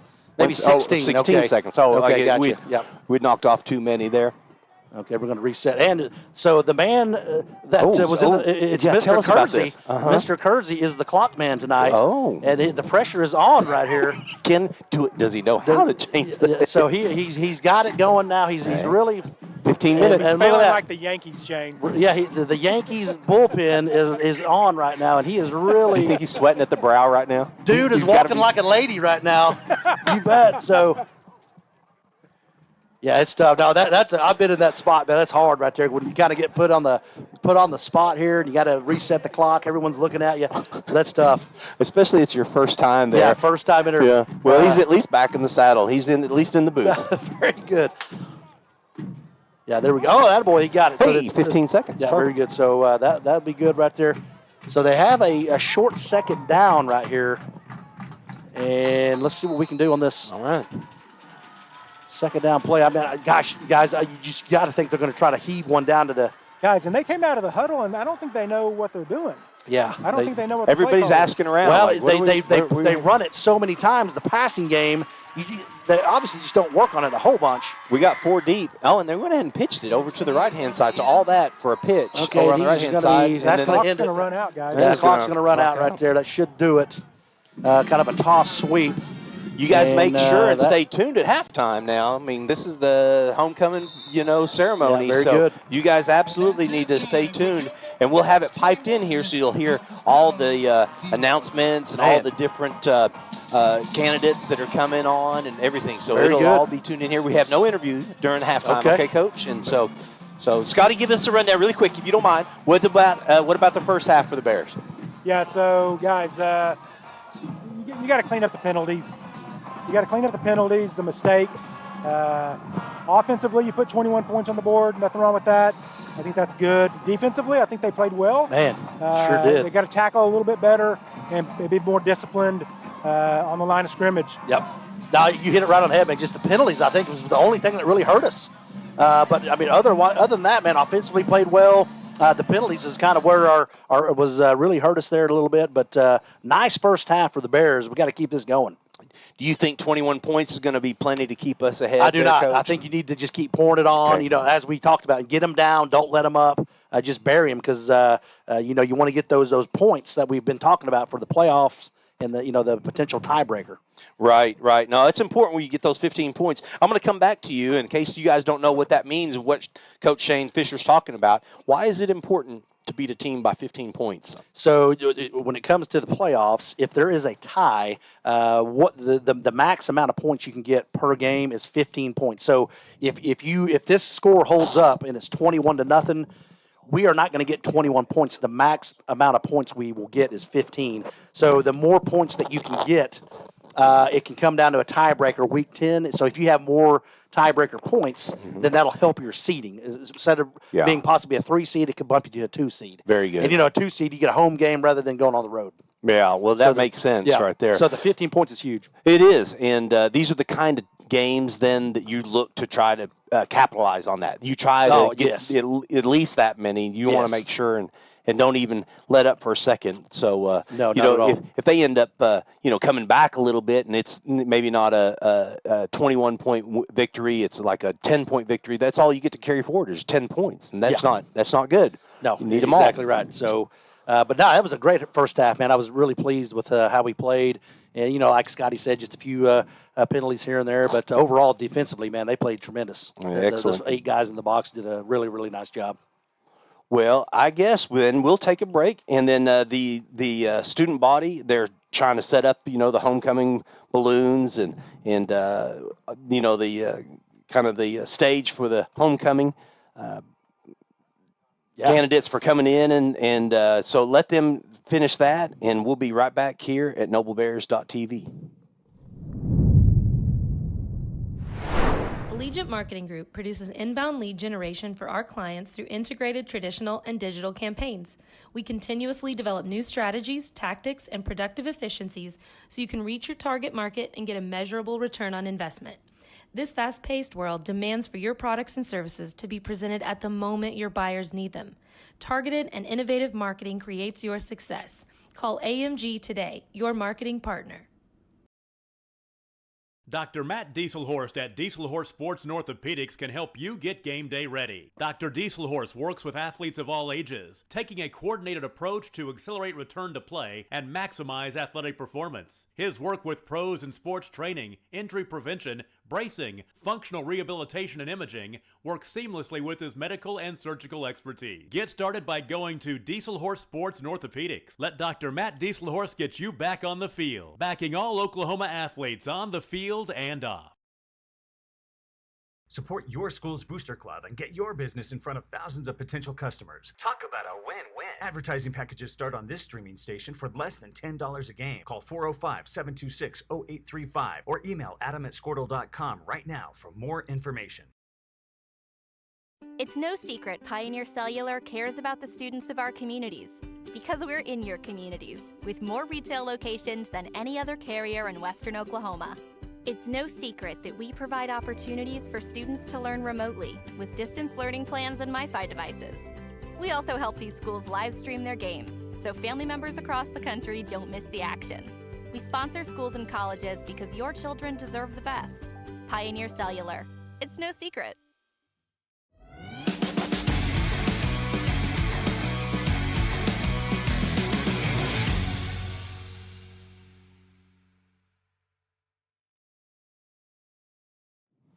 We're back here at Noble Stadium. The homecoming ceremony is about to begin. There's a few of the candidates that are walking. Now, Noble does their homecoming a little different than other schools. Instead of just it being a football homecoming, it is all activities. I think probably Frank said something about that in the pregame, if you didn't see that. But I'm going to be quiet, and we're going to turn this over to the microphone in the crowd. Thank you.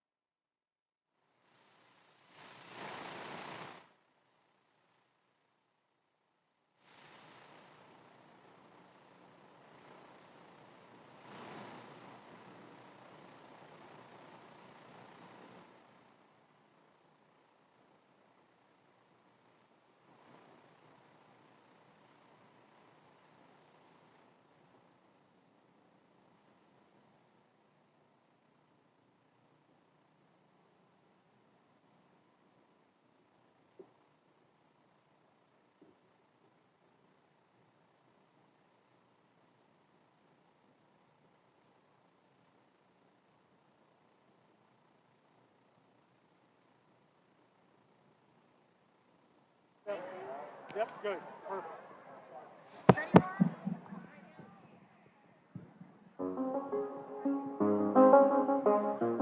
Good evening, and welcome to the 2021 Noble High School Homecoming Ceremony. Boom, pow, HOCO. Our outstanding group of homecoming candidates this year represent the vast range of interest and activities that exist at Noble High School. All 44 deserving candidates being honored here tonight were selected by their peers to represent each organization, sport, or club. We'd like to remind parents and friends that in compliance with Noble Public School policy, field access is restricted to behind the sideline for the duration of tonight's ceremony. On behalf of the candidates and faculty, I would like to express our gratitude for your attendance and welcome you once again to Noble Homecoming 2021. Our first candidate is Chloe Lewis. Chloe has been selected as homecoming queen for FCA. Chloe is involved in soccer, volleyball, honor society, and senior vice president. Chloe is the daughter of Chris and Lori Lewis. She plans to attend UCO and major in criminology. Escorting her is Austin Teener. Austin has been selected as the homecoming king for football. Austin is also involved in track, fishing, and weightlifting. Austin is son of Josh and Rachel Teener. He plans to attend college to major in criminal justice, then join the U.S. Navy as an officer.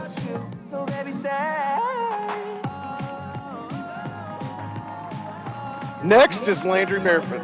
Landry has been selected as the homecoming queen for girls basketball.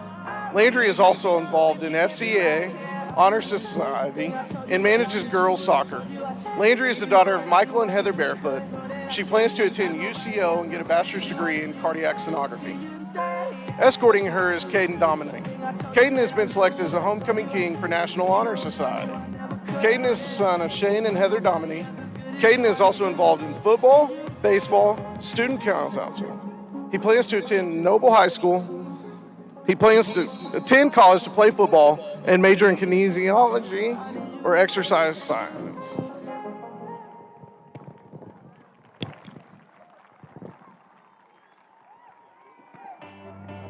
Queen candidate is Eleanor Broslow. Eleanor has been selected as the homecoming queen for sports managing. Eleanor is the daughter of Christine Broslow and Kevin Webster. Eleanor is also involved in Honor Society, athletic training, and senior vice president. She plans to attend the University of Oklahoma and major in athletic training. Escorting her is Sean Powell. Sean has been selected as the homecoming king for sports management. Sean is also involved in student council, Honor Society, FCCLA, and senior class secretary. He is the son of John and Tracy Powell. He plans to attend OSU to get a bachelor's degree in cardiac sonography.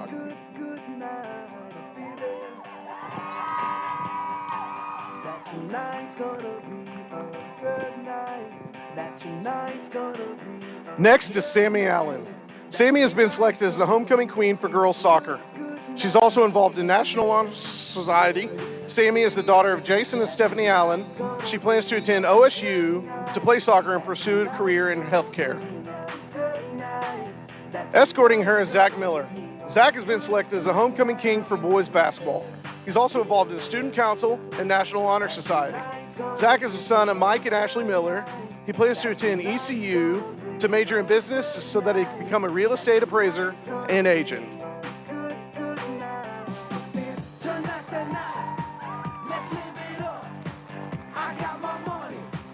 Our next queen candidate is Lauren Cromer. Lauren has been selected as the homecoming queen for student council. Lauren is also involved in soccer, Honor Society, and senior class president. Lauren is the daughter of Steve and Kim Tabor and Kevin and Carmen Cromer. She plans to attend college to play soccer and further education in something awesome where she could become a very wealthy and independent woman. Escorting her is Alexander Cox McDowell.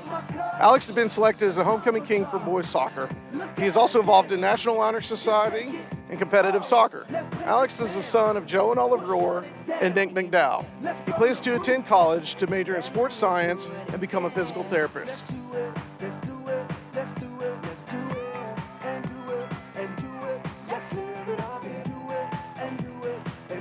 Next is Erica Pena. Erica has been selected as the homecoming queen for track. She is also involved in cross country and National Honor Society. Erica is the daughter of Christine Chavez. She plans to finish her general education at OCCC, then transfer to the University of Oklahoma School of Dentistry. Escorting her is Carter Spangler. Carter has been selected as the homecoming king for band. Carter also enjoys reading. Carter is the son of Joshua and Lauren Spangler. He plans to attend BYU and major in mechanical engineering. Tonight's gonna be a good night. Tonight's the night. Hey, let's live it up. Let's live it up. Our next candidate is Addie Reamer. Addie has been selected as the homecoming queen for Bear News. She's also involved in volleyball, soccer, and FCA. Addie is the daughter of Joe and Darcy Reamer. She plans to attend college to major in cinematography and film production. Look at her dance. Move it, just take it. Next candidate is Maddie Hickey. Maddie has been selected as a homecoming queen for DECA. She's also involved in cheer and archery. Maddie is the daughter of Mike and Sherry Hickey. She plans to attend LPN school and major in nursing. Escorting them is Nate Lohman. Nate has been selected as the homecoming king for athletic training. He's also involved in National Honor Society and FCA. Nate is the son of Mark and Tricia Lohman. He plans to attend OCCC, then transfer to the University of Oklahoma and major in nursing.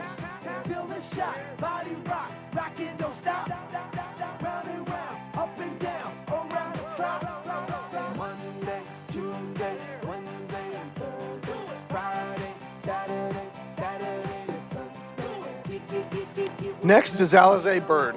Alizé has been selected as a homecoming queen for wrestling. Alizé is the daughter of Larry Bird and Nicole Nichols. She plans to get her basics at Rose State, then go to trade school and become an ultrasound technician. Next is Haley Rushing. Haley has been selected as a homecoming queen for FFA. She's also involved in German Club, FCCLA, and volleyball. Haley is the daughter of Robert and Donna Rushing.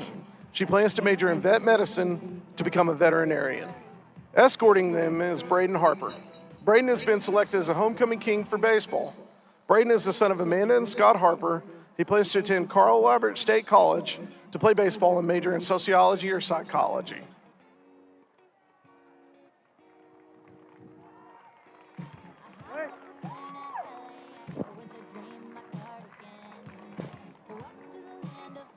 Our next queen candidate is Bailey Tennyson.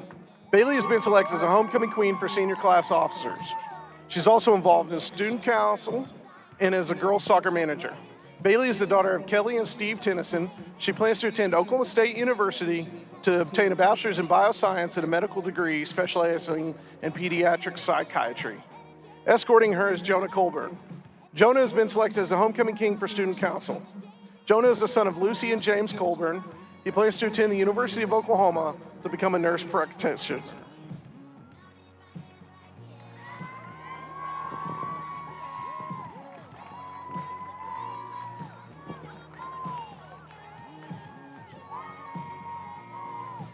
Next is Madison Whitman.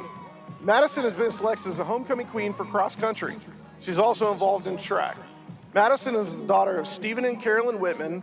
She plans to join the Navy and attend college for air crew and major in English. Escorting her is Colton Hefner. Colton has been selected as a homecoming king for FFA. He's also involved in the bass club and skeet team. Colton is the son of Christy and Charlie Hefner. He plans to become a dog trainer or a hunting and fishing guide.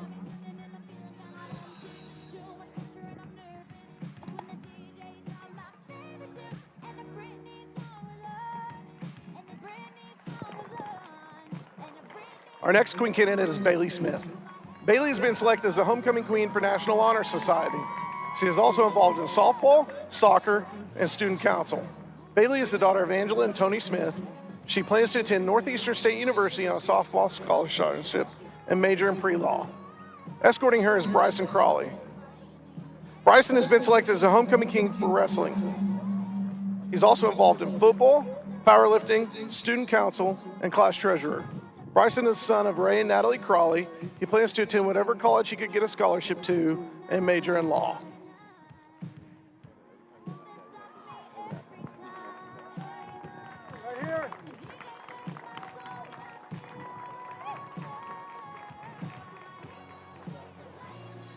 Next is Allie Root. Allie has been selected as a homecoming queen for cheer. She's also involved in student council and archery. Allie is the daughter of Brian and Christine Root. She plans to attend OSU to cheer and become an ultrasound technician. Escorting her is Barrett Crawley. Barrett has been selected as a homecoming king for senior class officers. He's also involved in football, wrestling, student council, and National Honor Society. Barrett is the son of Natalie and Ray Crawley. He plans to attend college and major in business.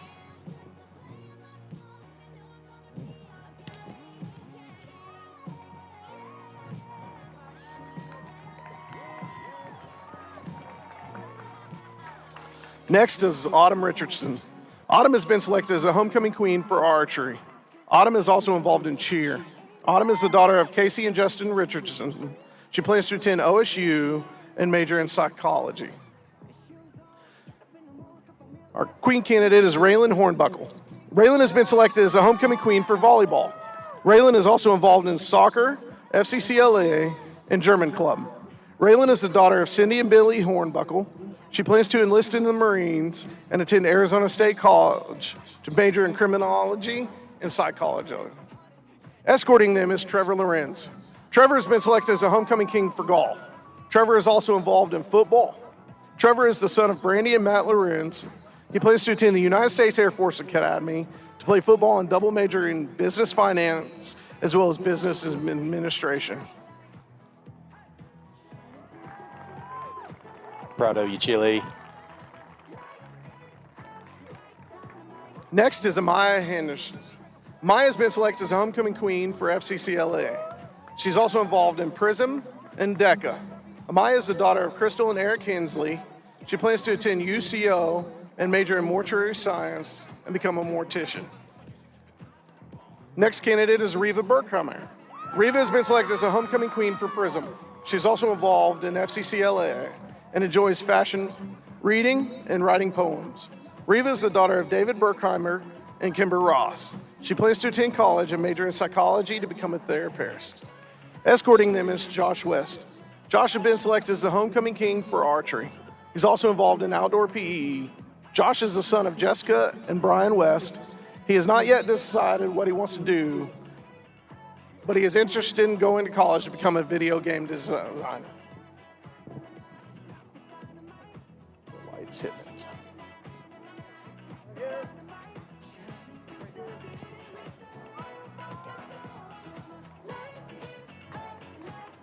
Our next queen candidate is Brianna Henry. Brianna has been selected as a homecoming queen for athletic training. She enjoys spending time with friends and family. Brianna is the daughter of Amber Black and Josh and Sarah Henry. She plans to attend the University of Oklahoma to study family or sports medicine.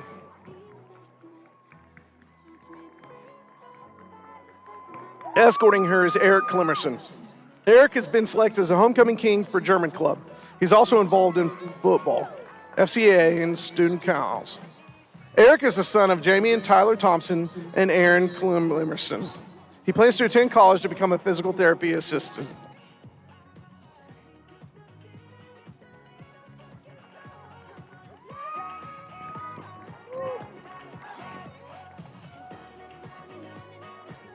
Michaela Johnson. Michaela has been selected as a homecoming queen for choir. She is also involved in band, student council, yearbook, and does musicals outside of school. Michaela is the daughter of Michael and Carrie Johnson. She plans to attend OSU to major in musical theater with a minor in education so she can become a performing arts teacher. Escorting her is Isaac Clemmerson. Isaac has been selected as the homecoming king for FCA. He's also involved in football, German club, and student council. Isaac is the son of Jamie and Tyler Thompson and Aaron Clemmerson. He plans to attend college to become a physical therapist or a youth pastor.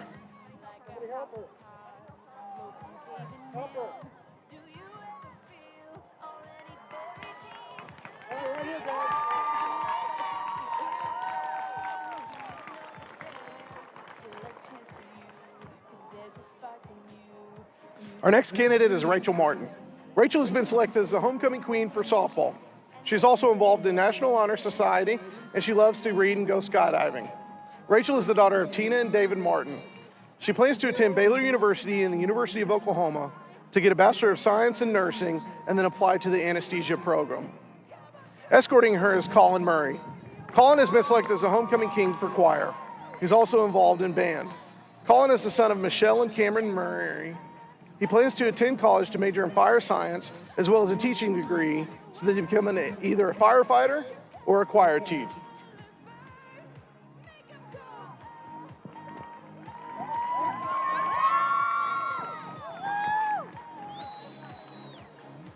Our next queen candidate is Savannah Balkema. Savannah has been selected as a homecoming queen for golf. She's also girls basketball manager. Savannah is the daughter of Andre Danley and Adam Balkema. She plans to attend the University of Oklahoma to major in social work. Escorting her is Braylon Freeman. Braylon has been selected as the homecoming king for track. He's also involved in football and cross country. Braylon is the son of Kelly and Philip Freeman. He plans to attend college and become a physical therapist. Right here.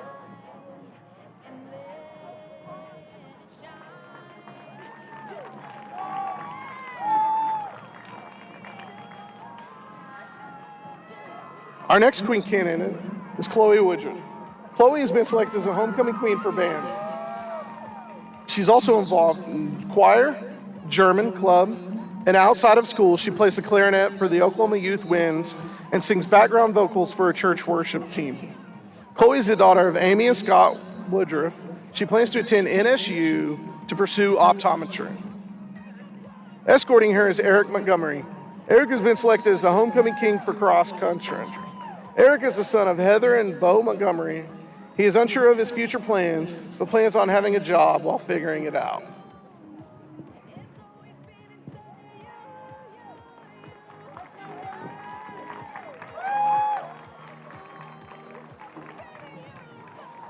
Our next candidate is Lexi King.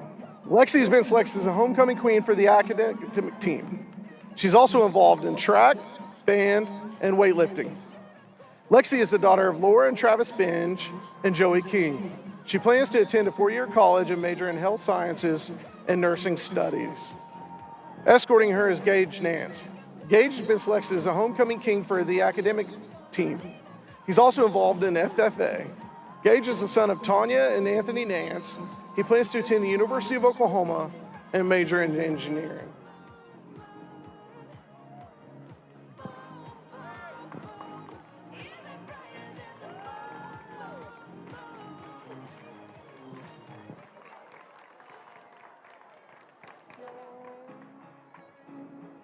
Our 2021 Prince and Princess.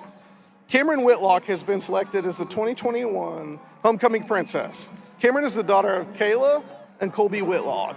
She is 6 years old and in first grade. Cameron enjoys playing soccer and basketball, going swimming, and playing outside. She wants to become a farmer when she grows up because she loves animals. If Cameron had a superpower, it would be the ability to fly so she could see all the beautiful things from the sky. Escorting her is Jax McCarthy. Jax has been selected as a 2021 Homecoming Prince. Jax is the son of Jana and Drew McCarthy. He is 6 years old and in first grade. He enjoys playing Roblox, Fortnite, football, basketball, soccer, and t-ball. Jax wants to be a singer and famous YouTuber when he grows up. If Jax had a superpower, it would be to fly so he could see everyone and keep them safe and be able to see God because he loves him.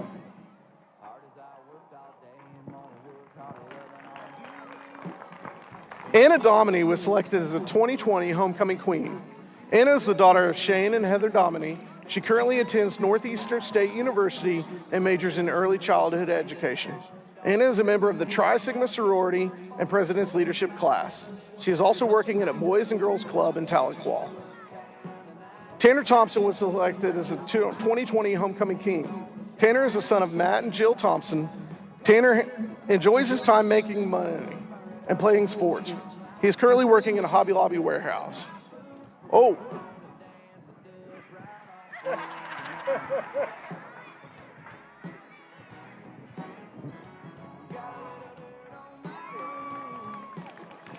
And now the moment we've all been waiting for. The 2021 Homecoming Queen is Miss Michaela Johnson.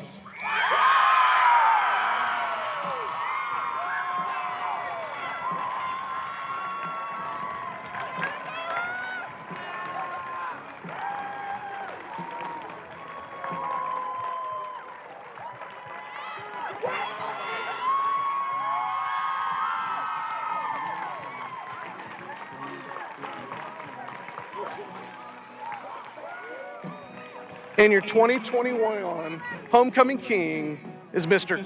Colin Murray.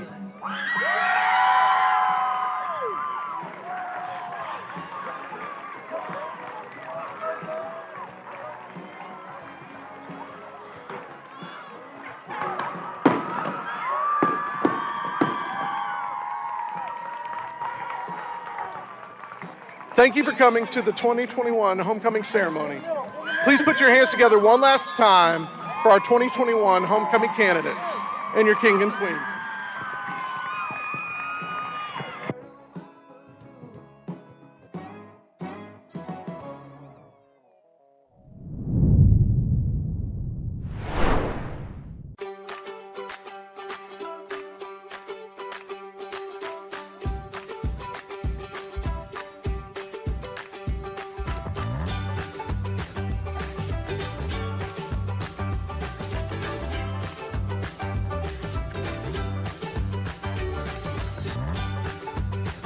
Stream with Oklahoma's #1 high school streaming service, Squirtle.tv. Find out more at squirtle.com/stream.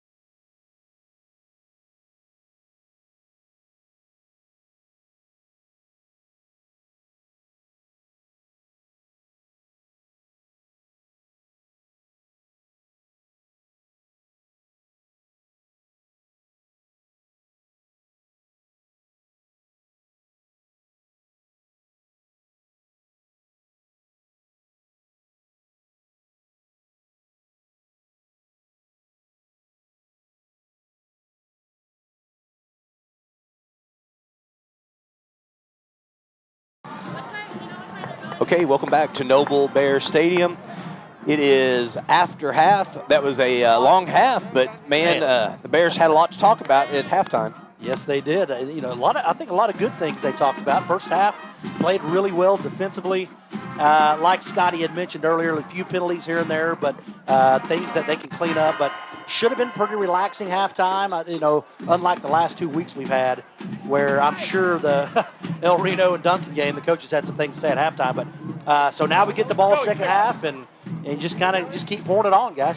I like it when we get a chance to get the ball after the half and, really try to set the tone for the second half. There's a long break, though, so it makes me kind of wonder about how they're going to respond right after this halftime. That's right. And, again, just protect the football, limit the turnovers these next 24 minutes, and just get out of this healthy, get a win, 3-0 in the district, and let's just keep fighting and just – gap assignment, man. That's what we got to have right here. Well, that's a great word for the day right there, gap assignment, because they're trying to hit those holes that are just over on the left and the right-hand side. And so, us being able to protect those and protect those lanes, it's important. So that was Trevor Wardrop with a nice little return. Yeah, very good. Just got to pass the 40-yard line, 42 to be exact. Yep, 42, Shane. So that'll be a nice starting spot for us here in the second half. Hey, we got Jack back. If you guys want to go down on the field, we got Scotty Harper again returning. And thank you so much, James Reed, for stepping in while Scotty was away. But we got him now. And, we wanted to be sure and give him plenty of airtime this afternoon or this evening. So, Noble Bears look to hand off up the middle. Off to Thomas up the middle, guys. Good. Right. Yeah, just hand off up the middle. Yep, just kept those legs churning. Number 79 was able to bring him down, Lane Pearl. But, nice give there. Good start, man. Colin Thomas has had a really nice 2 or 3, 4-week stretch here, fellas. Can I bring up a point to you guys? And, Scotty, you'll remember this. At the beginning of the year, we were using 3 different running backs. Yes, we were. Now, let's talk about that, man. The wear and tear of the season, on and on. We talked about how good that was for them.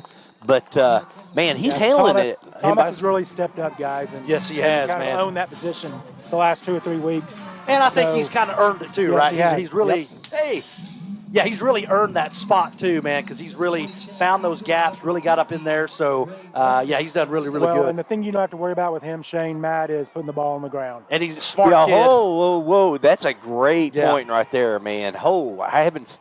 You know what? I've been watching him for a while play, and I'm not trying to jinx anything, but I've never seen him. Yeah. Oh, yeah. No, that's right. Don't say the F word, okay? Yeah, no fumbles, exactly. No, you said the F word. Well, I just said don't say the F word. He totally got me blew flustered, man. You got me flustered here. All right. Well, yeah, he's been pretty solid, so absolutely. This is a wonderful time for the Noble Bears. 10 minutes, 38 seconds left in the third quarter. And Colin Fisher looks for a little screen pass. Thomas, Thomas, got number a hole. 23, got a big hole. He's gone. Yeah, he's gone. He's at the 20. He may just walk right in for 6 got a flag, points. guys. We got a flag right here at the 39-yard line. We're going to have a hold here, more than likely. It was number 3, Trevor Wardrop, and that cornerback, and I think it might have been 8. They were just locked up. They were locked horns right here in front of the official. Let them play a little bit. Boy, that was a nice design there. Good call by Coach Davidson. Just a little screen to Thomas. The play developed really nicely as well. Right over the middle, he took it to the house, but that's going to be coming back. So, man, that's, again, as we said, you got to clean that kind of stuff up. Cannot shoot yourself in the foot when you punch it in the end zone there. Right. And, man, that was a long gain, too. That was over 40 yards right there for a touchdown. Man, so that was a 52-yard touchdown. 52-yard. And, we had 2 of those last week called back. Yeah. We had 2 touchdowns that did not count. And, just things that you can get better at. Colin Fisher looks over his right-hand side. He's going to have him wide open downfield, and he can put it right on him. Number 3 catches the ball and walks in with the ball in the air, and here goes the red-yellow flag because he didn't like that. He didn't like that celebration. Well, the play will stand, and that will be enforced on the kickoff. So some officials will let that go. Oh, really? They will. They'll let the ball go up in the air. Others just, there's no celebration at all for that kind of deal. So well, they're talking to him right now. So, but again, it'll be after the play, right? It's on the extra point. Oh, I'm sorry. I was just going to say that's 2 back-to-back penalties. Oh, yes, absolutely. And you can't do that. You're right. So, guys, I missed it. What did he do? He just celebrated at about the 5-yard line or so as he was walking into the end zone. Yeah, he just kind of got a little too excited, and Coach Davidson's giving him an earful right now, so good for him, right? Here we go for extra point. Seth Scruggs comes in, protects the right side. We got Colin Fisher, number 18, Holden for Chase Weimer. Yep, I almost said Wymanak, but I know it's Weimer. Here we go. There's a little bit of a delay. I don't know what's going on here. What's going on, Scotty? There we go. I think they're just getting set, guys. It is the unsportsmanlike conduct. So they're going to use that at the kickoff. Okay, Coach. Very good. Okay, so now instead of at the 40-yard line, now we're going to have to kick, 35-30. We're going to have to go all the way back to the 25-yard line is where we're going to be kicking the ball off. So see how much Altus leg should he get has really right good here. field position. Exactly. Yeah, they will. Okay, well, we'll be right back here at NobleBears.tv. I get to visit with Neil. Hey guys, Nathan's Automotive, proud supporter of Noble Athletics. We work on all makes and models specializing in diesel engine repairs. I'm so proud to show our support for the Noble Public Schools through our unique Auto Repairs for Bears program. Bring your car in for maintenance or repair and drop those repair receipts off at any school campus, and Nathan's will give back 5% of the totals to the Noble Public School system. We're looking forward to serving you for all your automotive needs. Go Bears!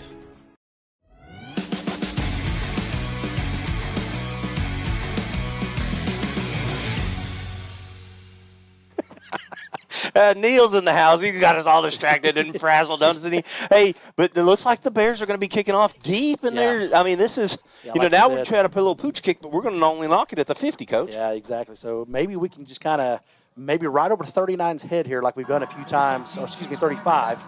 Get it maybe right on the 35-yard line. And, or what do you think? Just kick it straight ahead? Whoa. This guy backed up way deeper than he has. I'll let him kick it. He's booting it. He's booting it. What can he do? There we go. Boom, on the ground at the 30. It's picked up, bobbled. It's already picked up at the 30. Bears are coming forward. There's a big hole right down the middle. Number 3 is going to bounce it to the outside on the right. He's got a little room, and he's pushed out of bounds all the way at the 20-yard line. That's a great return for number 3 for And again, that is the importance of not having a penalty down here. It sets up a tremendous field position for the Bulldogs here. And you just can't do that kind of stuff, guys. It just kills you. Those are game-changing points in the game here. Momentum swings. They go punching in here pretty quick. You never know what could happen to that point. All right.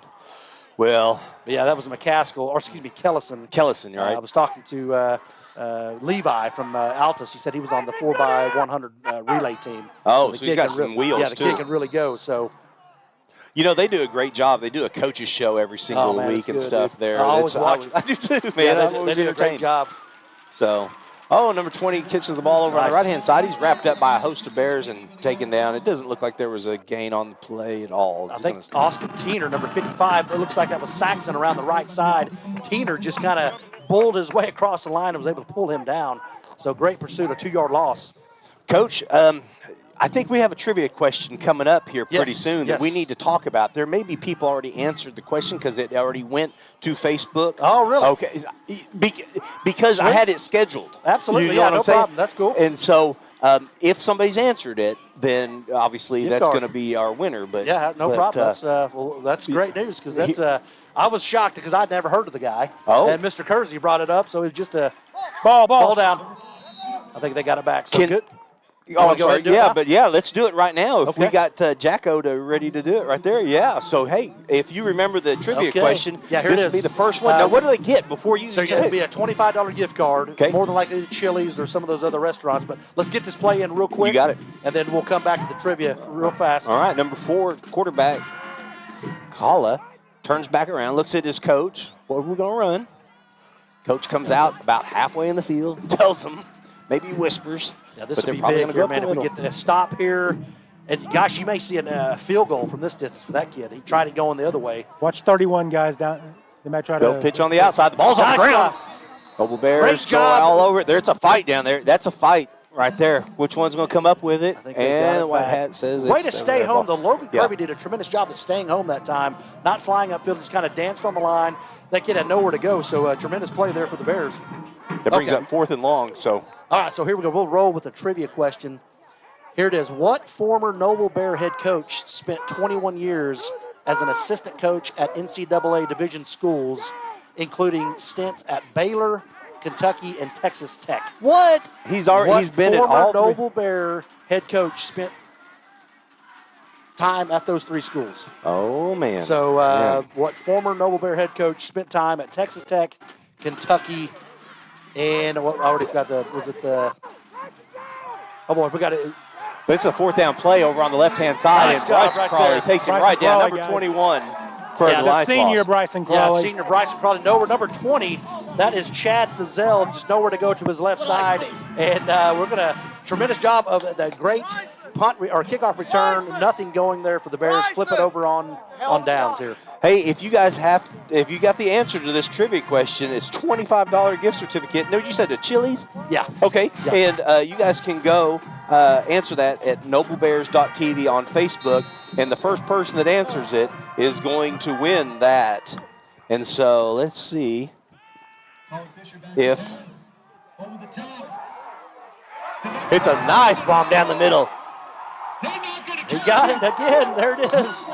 So that's a great pass man, catch. he just kind of a long, deep, just guys. a post route there. Brendan got behind the defender. Nice ball right there, and it is in for the 6. So that will be an easy scoring recap here for this next. And it looks like we have a winner, fellas. Already we have a winner on the trivia question. We do. And looks like Sherry Martis is the lucky fan here. She did nail it. The trivia answer for the head coach that spent time at Tech, Kentucky, and one other school, I've already forgot it, was Mr. John Goodner. John Goodner. Yeah, Mr. Randy Kersey told me he was the head coach back in 1969 for the Bears. That is incredible. Yeah, so, and that extra point is Sherry. good. Sherry. So, hey, yeah, and then Sherry, way to go. Let me ask you, Sherry, how did you know that? Please reply. How did you know that? Are you part of the program? Is it a son? Is it a relative? Were you living in back then? I don't know what's going on. Was that too easy? Man, I don't know. I thought it was tough because, like I said, I'd never even heard of the guy. I'm right there with you, Shane. I've not ever heard his name And either. I've been around this town for a long, long time, and but that's just the knowledge that Randy has, man. He's so deep, and it's awesome. So We're going to glad get he these was able- trivia questions from him every single week, okay? Yeah, very nice. And, yeah, that's great stuff. Are you going to be able to afford $25 a week, though, Coach? Maybe. We might have to get him involved in that. Or retired guys like Neil involved in that. Yeah. Air Force. Air Force guys, yeah. Right. Yeah. Oh, man. Yeah, I love it. So great trivia question. You know, all kinds of histories happened, actually, not only in Noble, but all over. You know, this is the day, years and years ago, that the college record of points scored in the game, it was Georgia Tech over Cumberland, 222 to nothing. 222 points. We're only at 35 to nothing. So Yeah, I mean, long way to go. We got a long ways to go. No fair catch, guys. I saw that. That was no fair catch. That's exactly Good pursuit there by number 6, Devin Knight. Way to go, Devin, coming in there and ripping him down. Right, that was number 35 for the Bulldogs. That is Alvin Rodriguez. Great job, Devin Knight, pulling him down. And they will set up shop right about the 33-yard line. You know, Devin's a heck of a special teams player. You know, he's a junior, 5'7", 175. He seems to always be in the mix of those plays. Absolutely, So. man. He gets downfield quickly and stays low to the ground and, pursues the ball well. Well, I mean, I'm just super proud that he comes in. I wish I'd seen him a little bit more on defense. I'm not really sure what's going on there, but maybe they're saving him for next year because he's just a junior this year. Yep, so. yep.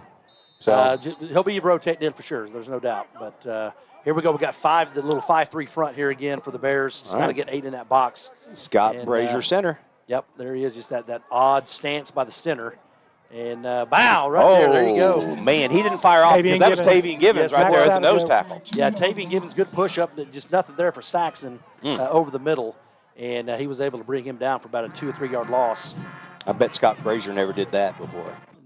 I bet he never let anybody go like that. Absolutely not. Yeah, No. absolutely. He'll not. tell you that, right? I believe him. He did a great job. Man, he just kind of he goes under center, then he stands up. We're talking about Kala here, Bryce Kala, walks to the sideline, gets a new play, or maybe they're just trying to draw us off sides here. But once again, it's a little option. Oh, nice job, string it out. Great job once again. That was Barrett Crawley this time. He had the guy in contact, was able to make him go back inside and was able to make the shut the tackle or the block and make the tackle. So great play there by Barrett Crawley. Yeah, they're looking for a pass. You can hear Coach Crawley say, watch the wheel route here. I mean, at some point, they're going to have to air the ball out at 35-0. At some point, they're going to have to get off the ground, right? I mean, Scotty, we have it pretty well wrapped up. Go ahead. No, I was just going to say, I mean, they're taking, 30 seconds every play. Yeah. And that really plays to our advantage. Oh, no, there's no doubt about it. So just a fake give over and then he kind of take it to the left side. Luke Conley crashes that line and brings him down for the 4th down. 4th and long. That's like 4th and 9 now. So, speaking of Scott Brazier and Matt Creed, I know I talked about them earlier, but, they're part of our Noble Fire Department here in town. Absolutely, yes. And thank you guys so much for serving and being a part of that. And whether it's volunteer or it's full-time, your time is definitely appreciated as far as participating with and being part of the fire department. It's such an important part of our town because not only do they take care of fires if they ever happen, but they also take care of any patients. So we also run an EMS service that's out of there. Wardrip down the sideline, guys. Oh, almost. He almost broke it through. There was a lot of collisions on that sideline as well. But, one of the things they have that's going on is this week, guys, it's important that you guys know this, that this week they are voting on a new firehouse. Man, and we need it. We do. We definitely need that. That would be, is it just the house or is it going to be new trucks? Just the house. The only thing I'm going to go off of is what the Noble Fire Department posted on Facebook, that it is off of their, it's just a house, but they do need it. It's their sleeping quarters, their living quarters, of course, where they would house a lot of the fire trucks and fire engines there, and of course the kitchen, and sleeping facilities and stuff like that. So it's a 3-bay fire. Man, that's awesome. So you can see that in the. So it's definitely needed, and the vote is on Tuesday. So if you live in the city of Noble and you're able to vote, then we would definitely ask you to come out and vote for that. Get out there and vote and make this thing nice. In that? Scotty, you got to turn towards the towards this. I was just asking if you know where they're planning on building that if it passes. Maybe I can get Creed or Brazier to chime in and let us know. Give me a text, let me know where they're going to build that at, because I'm not positive where. I don't know why this came up, but I was told that it was going to be over there by okay, see you later, Neil. See you later. Okay. But, it was over there by City Hall. Colin Fisher took a big sack on that last one. Throws a little screen pass to Colin Thomas over on the left. He's already at the first down marker and just barely crosses over the top of it for a Noble Bear first down. Yeah, great play. They're good play call. Coach Davidson just found that little screen play over to Thomas and was able to get all those yards back on that loss that we had. So first down Bears. That was a great play. Did we try a screen pass? The previous play is the reason why nobody was open on that, and Colin took a You know what? I was actually watching him go back, so I didn't see the secondary. Okay.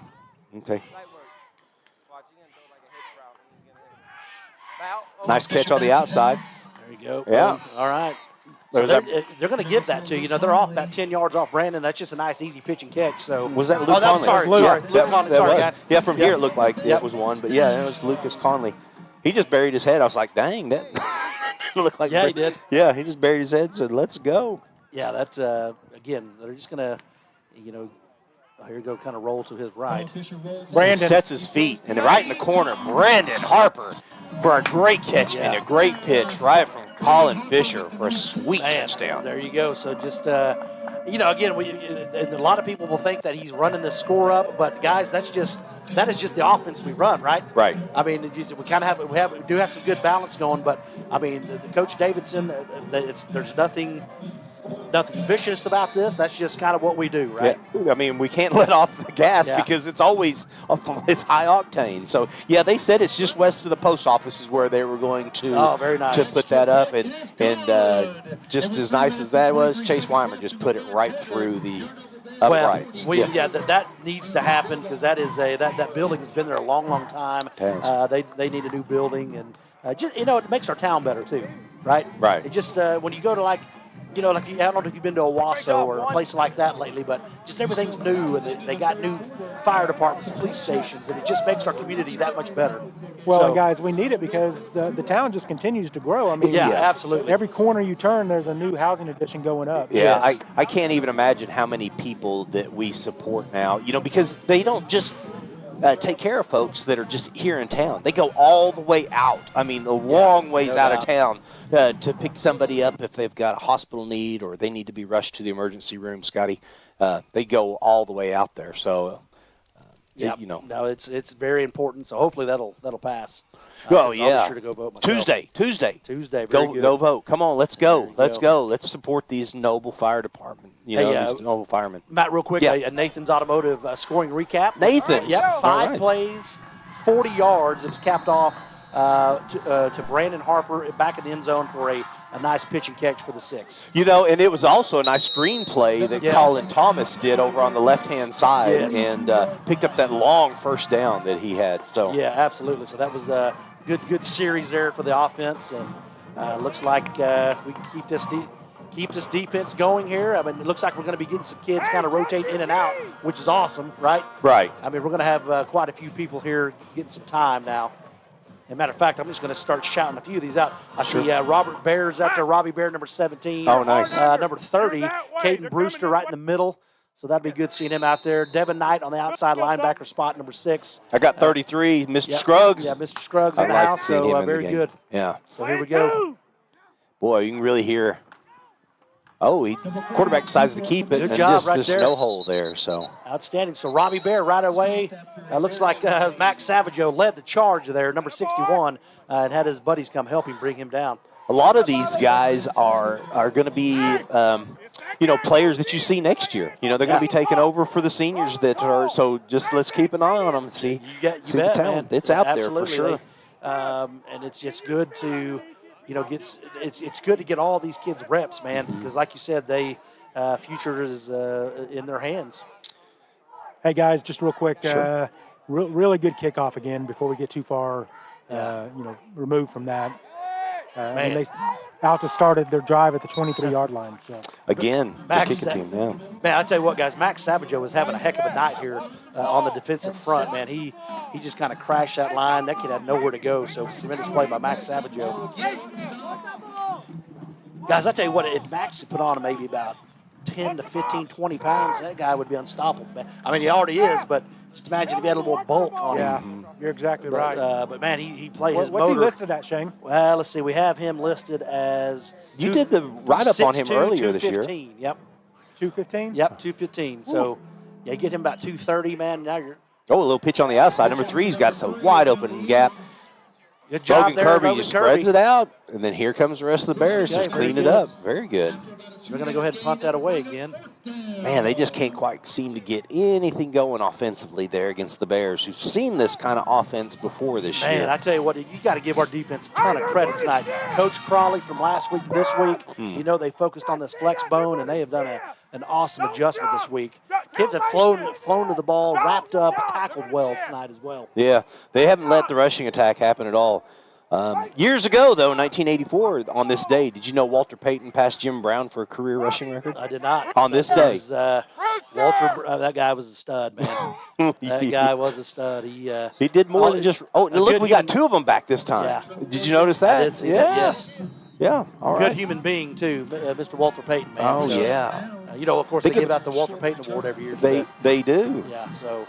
And that goes really to, like, who's involved in the community and that sort of thing, right? A good, Yes. good Yes, you know, exactly. person beyond just a good football player. I mean, I know that adds to it. Yeah, oh, yeah. Yeah. And he was a good man. And that 85 Bears defense, man, how about you remember them guys?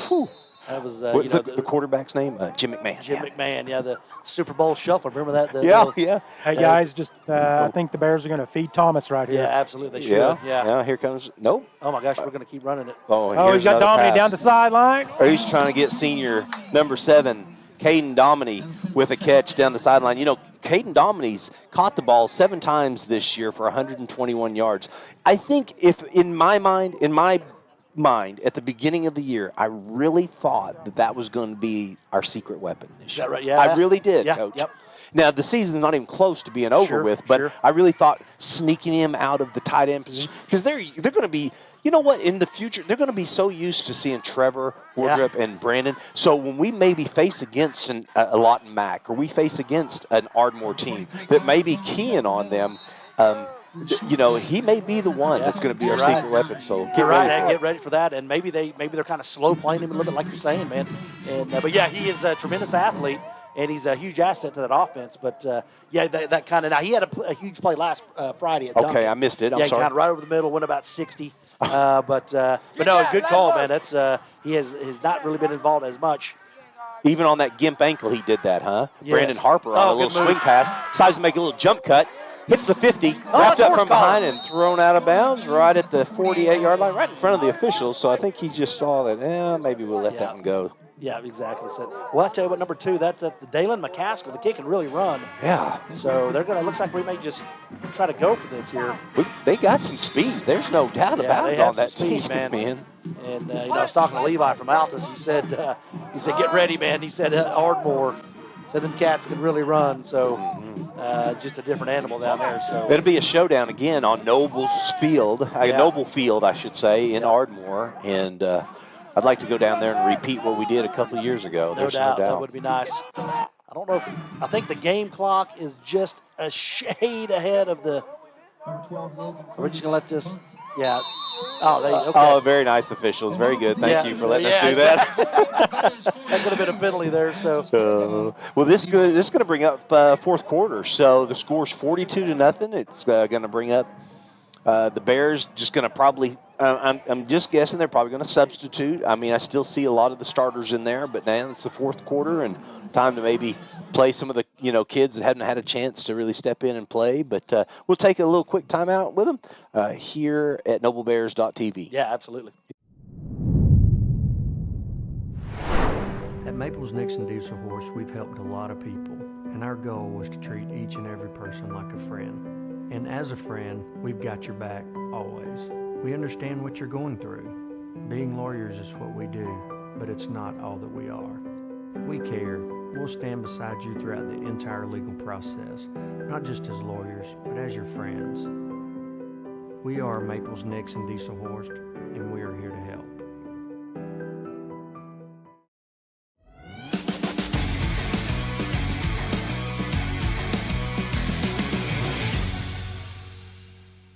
Man, we got Jack Carson on the controls, and this guy is just rocking it, man. I mean, he is getting better every week. I challenge him every week, you guys, of getting better. I don't care how good the program was last year. Let's get better. Let's get better all together and see what we can do. Logan Kirby got better with that one. Look at that punt. And it's stuck. Oh, you got to get there, Luke. It didn't even turn. Yeah, you got That was so close. Yeah, it did. It was a great punt there. So bring it out to the 25.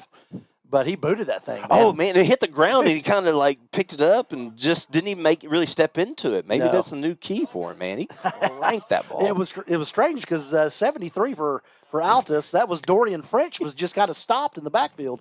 I don't know if he could have blocked that or not. But well, he's a tall thing, so he's probably going to reach his hands up there and give it a shot at least. Man. Well, did I ever find out how that lady, she knew that answer to that question? Man, I don't know. Let me look at that and see. Maybe she responded back on that and see. While you're looking for that, we got a few. Looks like now we have Joey Bear, number 10, coming in at free safety. Oh, good. We got 14, Mason McWilliams is up at cornerback right now. And then Derek Davis, number 85, is the other cornerback. So get some kids some reps right here. Derek Davis, great athlete, and I know he'll do well out here. And boom, Caden Brewster, number 30, coming in, filling that hole well, and was able to bring him down for looks like maybe 3-yard gain for the Bulldogs. But nice play by Caden Brewster. Well, way to come in and just, like you said, just fill that gap and stop the Bulldogs from rushing forward. So it feels kind of quiet without Scotty. There you are, buddy. Yeah, there he is. Had to get some water, guys. Oh, yeah. No, totally get it. Okay, well, clock's ticking, 11 minutes, and looks like the Bulldogs are content with just letting the clock tick and run a few up the middle. And Good job there. Yeah. You know, Coach, it's a 2.5-hour drive from Altus to here. Yeah, it's way southwest Oklahoma. Like you said, they have a military base down there. And remember last year we went, and it was a really cool setting. Remember they had the mountain in the background? Oh, yeah. And, we couldn't get over how like, pretty wow, that was. You know, you never would have thought down in that area how flat it is, you know, because my mom lives in Lubbock, so we go that route quite often, and we'll see, you know, that landscape. But it was cool. But you're right, man. It's a long drive, and so. Now, was it 2 or 3 years ago? I'm sorry.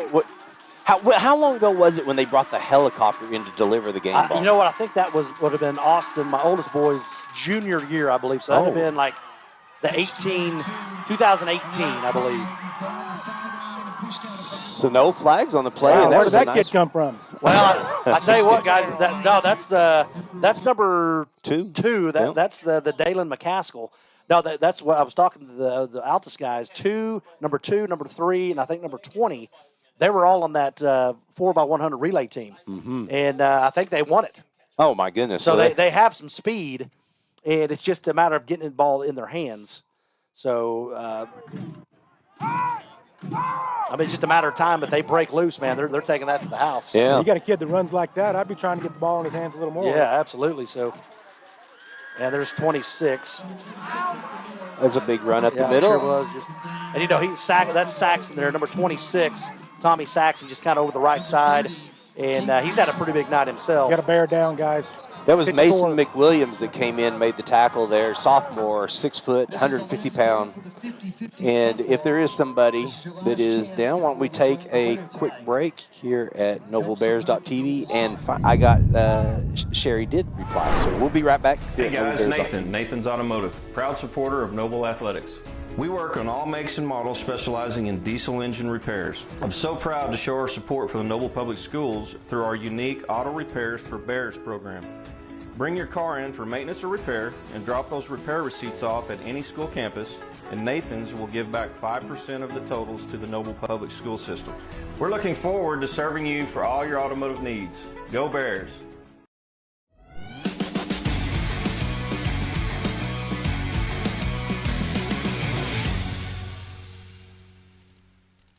I love that commercial from Nathan and Nathan's Automotive. I've got to actually bring my daughter's car in there tomorrow to get an oil change and some brakes looked at. But you know what?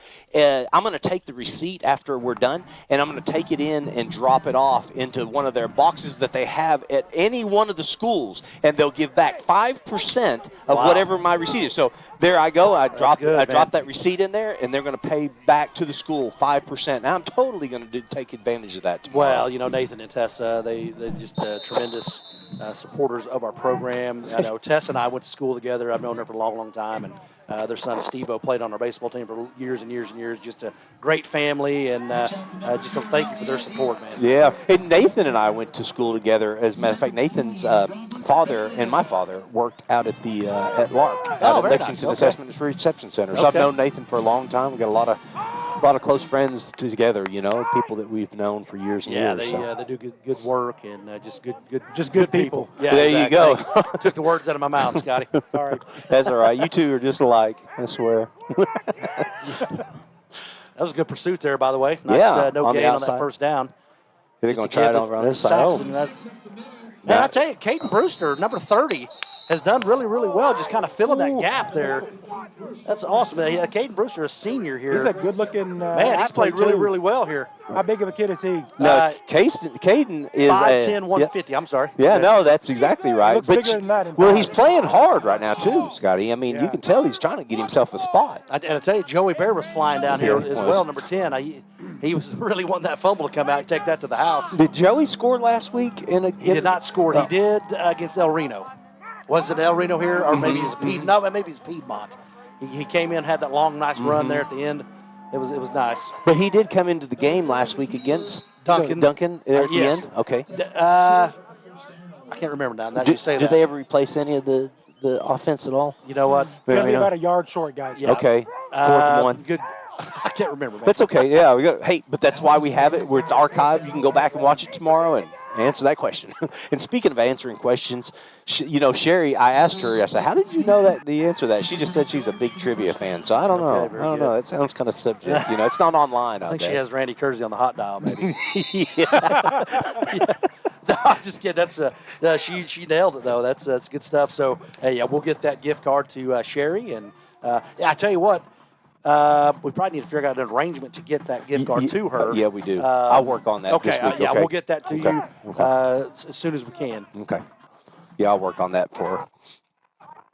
We may have to mail it. We have people that are from all over the United States that watch this program. So, as a matter of fact, if you don't know, we have every single week we've had over 6,000 people watch the program, and so that's really incredible numbers.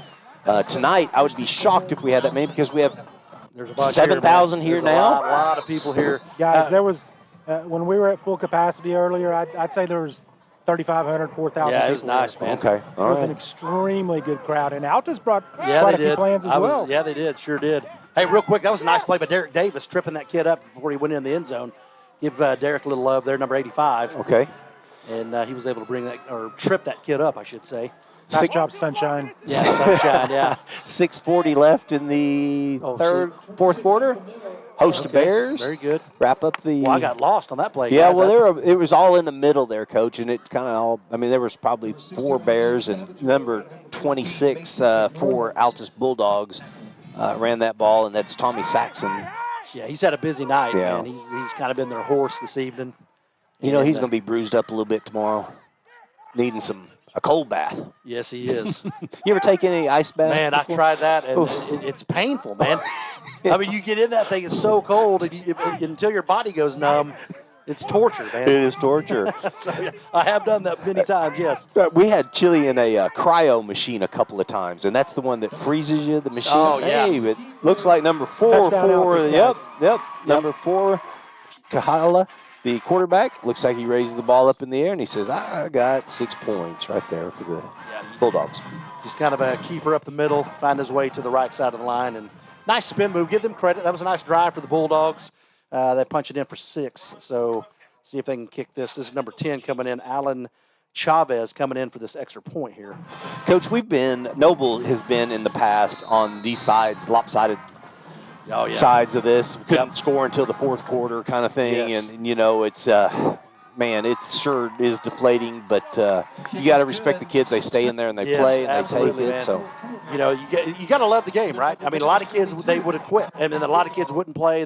They just wouldn't want to do this. And you got to give credit to their coaching staff to get those kids still involved and still tied in. And you also got to give credit to our staff, right? Coach George, Coach Davidson, Coach Crawley, all the other guys of generating a winning culture around here. And, brings the kids out, and they've done a fantastic job of putting a winning product on our field here. So nothing but just love now for Coach George. I loved last week when I was listening to you and Randy talk, and you could literally tell in y'all's voices on how proud you were of the Bears and the way that each and every week that they come out and they give it their very best, and how the program has really changed. And I know you just said that about Coach Crawley and Coach George and how he's changed the culture here. But, I mean, I could tell in y'all's voice of how excited you were for this program to just have really made a 180 degree flip and turn. Yeah, no doubt. Because it's just a huge part of your life when you're playing, through the fall, and great memories, obviously. You're, as Randy kept saying, it's like your brothers, man. And even the guys that are playing now, they're your brothers. It's just you're part of that tradition, part of that program, and all the guys watching, Scott Brazier, just Kevin Webster, all the, just former teammates of mine that, I'll have great memories for them. I always love those guys, man. So it's just, it's good stuff. Well, I'm sure that you speak for all those guys that graduated with you and that played, with you and around you in your era that are tuned in watching. I'm absolutely very proud of these boys, the way they performed, no this doubt, year. Man. And there's a flag on the play now. It just went in. So I'm not really sure what's going on there. Oh, the ball was kicked out of bounds because the guy, but he touched the ball in the air. So it makes me think. They're going to wave that off maybe? Does that make sense to you, Yeah, Coach? it does, If sure he does. touched the ball, Yeah. as it bounced, and I think he touched it, and then it bounced out of bounds. We're Yeah, I going to think count they're- on you on this one, Matt. And then You're well, official. good call. I It think, just- yeah, he's it's- right on it it. just the guy make- picked it up, I believe. There you go. So I'm just thinking. Because I think you are correct. He got up in the air. I mean, because he can, as long as he touches it before it goes out, it should be just dead ball right there, Right correct? there, yeah. Yeah. It looks like we do have Dr. Dre in the backfield along with Joey Bear now, so that'll get them some reps. This will be out really nice here. You know, this is the time when you don't want to see these thick thighs from That's right, number man. 9 coming at you, man. I mean, Dr. Dre will flat run you over. And it's the fourth quarter, and the Bears are supposed to take it easy. Well, you put in your second-string running back, and he is going to come right at him about full speed. And I've already seen it. I've already witnessed it. One time, he's going to do it again. You just watch. He's probably been sitting over on the sideline. Just couldn't wait to get the ball in his hands. So, No doubt. Well, it looks like they're going to go ahead and march this off here. So man, that maybe was- he didn't touch it. Maybe just the angle we had. On the other side. I agree with you. I thought he did touch it as well. So that was kind of a tough break for them. But, hey, gives us great field position here. Scotty, you hear a word on anything, or did you see what? Did they obviously didn't touch it? It was illegal touching, guys. Okay. Illegal touch. Okay. Okay, Interesting. boy, Dre, There right you there, go, Dre Hill. right up the middle. And like you said, man, just he's tough to bring down. You got to gang tackle him for sure. That's just right up the middle. Got 4 yards, so great job, Dre Hill. Looks like we have a kid down as well. Well, let's take a break right here at noblebears.tv.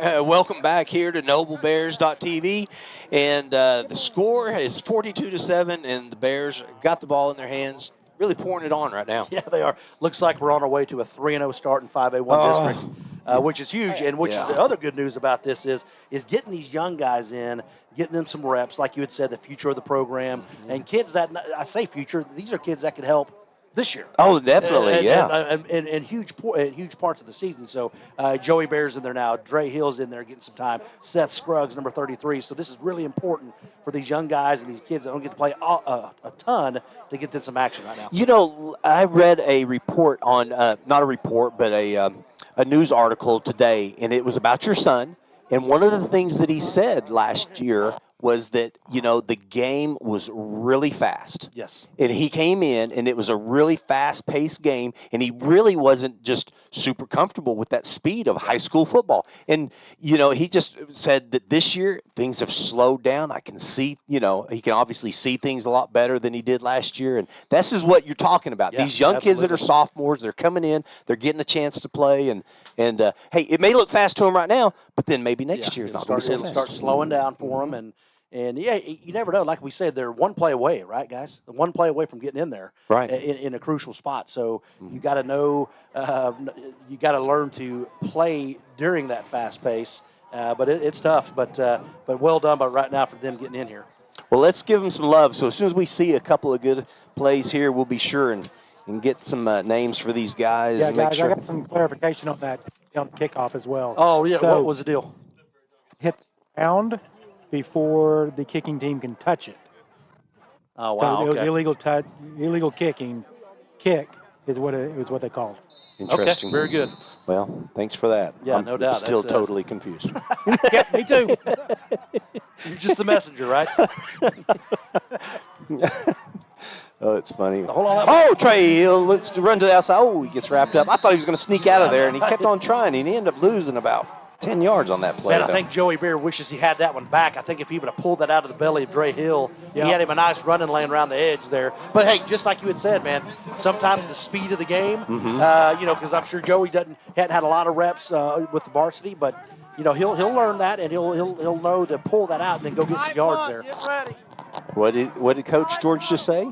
Oh, he said punt, get ready. said Oh. punt. Well, hold on now. I think we can get a first down here. So 4 minutes and 53 seconds left. Yeah, I'm calling it right now. Bear is going to be around the edge here. He's going to keep it this time? Keep it, and let's go. He's going to Right or left, Shane? I'm going to say I'm going left. Yeah, there's a power us. left. Power left. Yeah, so we got a little confusion here in the Dre backfield. doesn't know which way to go. No, that boy Dre, get up in there. He almost had it. Hey, I thought he was going to pick up some of those yards that he just lost, but that's going to bring up 4th and 9, and it looks like the Bears punting team is going to come on the field. Okay. They're going to punt the ball. Yep, Logan Kirby can be back number 12. See if he can punt this ball deep. Had a really nice punt last series. And also the good news here is that clock is just chipping away here, so we should be good to go. Look at these guys sending me these messages. Are you believing that? I mean, they're sitting around the fire right now watching NobleBears.tv. Yeah, it's good, man. What in the world? Having a beverage, that's good stuff. I'm sure it's a Dr. Pepper. Yeah, oh yeah. Yeah. Mm-hmm. And just enjoying this Friday, Thursday kick. night. Oh, another great booming kick. It hits at the 5. Oh, it takes that sideways left turn. He'll get that thing dialed in.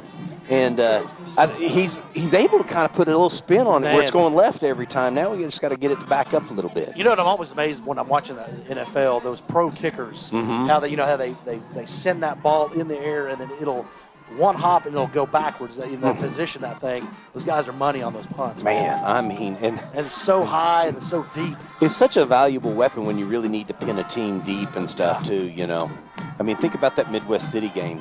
Oh, man. I mean, I hate to take you back to, a bad time in our, team history, but, I mean, gosh, they kept us behind the 10-yard line so many times that game. Yeah, they did. And, they have I think they got a big game. They play Dale City tomorrow night, I believe. And that'll be a good ball game, Dale City's Shane. the real deal, man. I was talking to a guy that his son plays at Carl Albert. He said they were unbelievable. Wow. They beat Carl Albert pretty handily this year. We don't want to. Oh, nice. There you go. There's a big 5A matchup tomorrow. That's Carl Albert, speaking of which, and Bishop McGinnis. That's always a dogfight right there. That's going to be a big one. But the biggest game of the night, Bigsby. Bigsby Choctaw. That's going to be on ESPN Plus. Oh, tune in. Because Bigsby's nationally ranked, so that's going to be a big game there. Yeah, I've got a good buddy. His son plays for Choctaw, and yeah, they're really excited for tomorrow night. Oh my gosh! Are you going to be going to that, Scotty, or what? No, Okay. going to pick up the grandson. Okay, very tomorrow good. afternoon. So Now, spend the weekend with him, and Nice. let the oldest son and daughter-in-law go to OU, Texas. So very good. That'll work. All right. Gang tackled right there, man. That's good stuff from the Bears. Everybody getting in the action there. Number 84 is in the action for the Bears, and let's give him some love. And that's Braylon Freeman, the mayor's son. Yeah. So he's in the house. Phil is the PA announcer. He was given a fist bump into the Heck air. yeah. Attaboy. It's like That was Braylon nice. got in there, got his nose dirty a little bit. So great job. Yeah, that was good. And, he can really run, too. I mean, he's a cross-country kid, and he has some speed. I love Coach Crawley. He's 42-7, and he is just screaming his head off down Yeah, he there. is. Like, I want you to get in position, do this right, and it's great coaching, man. Man, there, boy. I mean, you don't see one of the coaches, they're all engaged right now. They've got their second, third, teamers out there, and they are totally engaged in what's going on, Man, right there, Mason McWilliams, number 14, came up with his head on fire and freaking smacked that kid. So nice play, Mason McWilliams, deep from the free safety spot. So that was a nice play. Number 80, David Johnson, Jr., 5'8", 160 pounds, playing this outside linebacker spot. He's looking over at the quarterback, who's coming right over the outside, and if he gets there... Oh my gosh, we got a hold.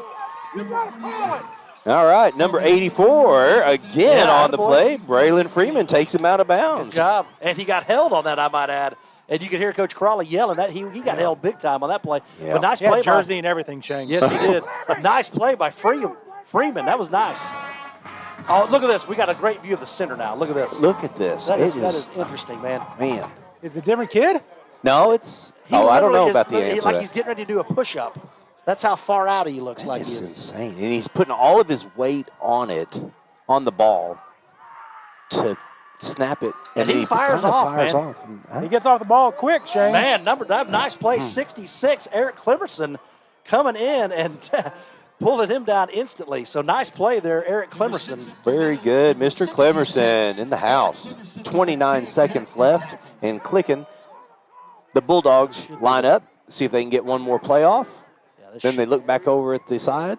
They're going to have, no, they don't have to. There's 22 seconds left on the play clock, but I think they're going to want to try to get one more play. Yep, 40. Yeah, this will be the last play of the game here. See what they can. We don't want anything crazy here. Nice way to Oh, it string is out. crazy. Ball on the ground, guys. Ball on the ground. There's a fumble. Ball goes down, 2-1, and it is the ball game. Shane's cracking up. You saw something I didn't see, so brother. the quarterback, Okay. he sends it over, tries to hit Seth Scruggs, but Seth Scruggs just gave him a shoulder, and the dude went flying. Oh. I don't know if y'all I missed didn't but see that it. We'll have to go back and replay that one. Yeah, that was good stuff. Oh, I love it. Well, Seth's a big body Yeah, he boy. is. I And mean, I'm looking forward to him in the future. Yeah, exactly. He's gonna be an animal as well. So, hey, man, good win right there, 42-7. Defense, man, played outstanding tonight with that flex bone.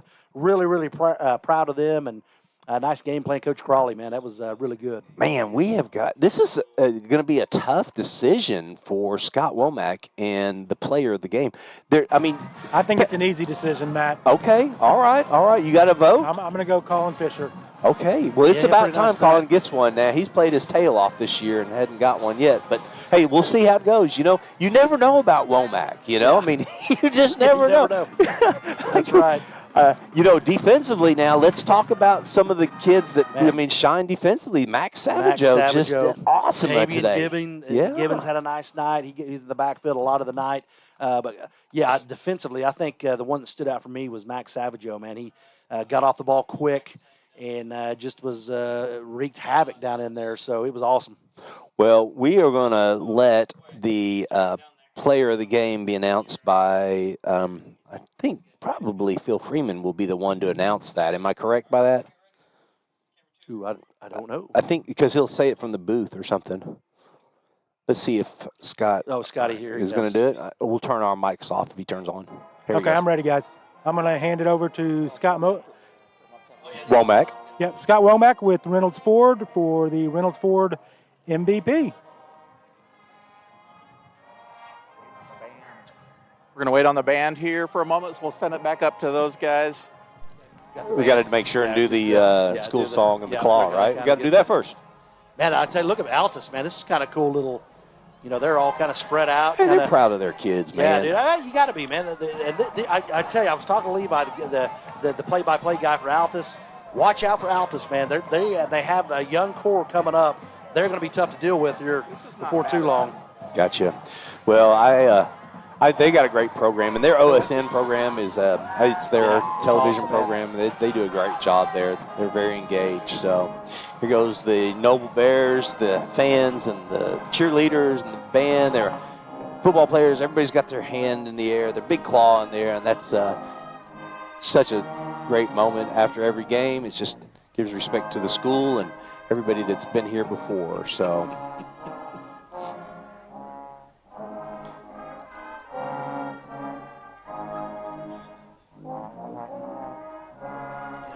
There it goes.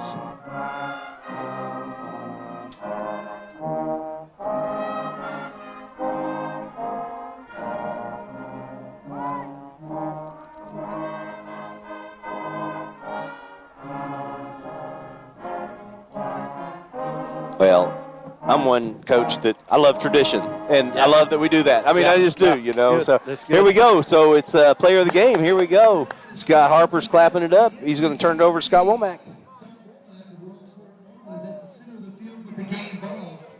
Congratulations to number 18, Colin Fisher.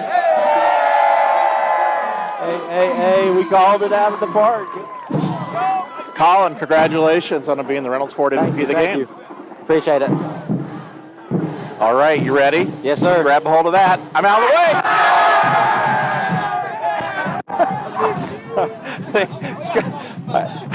Scott Womack's got moves. You better look out.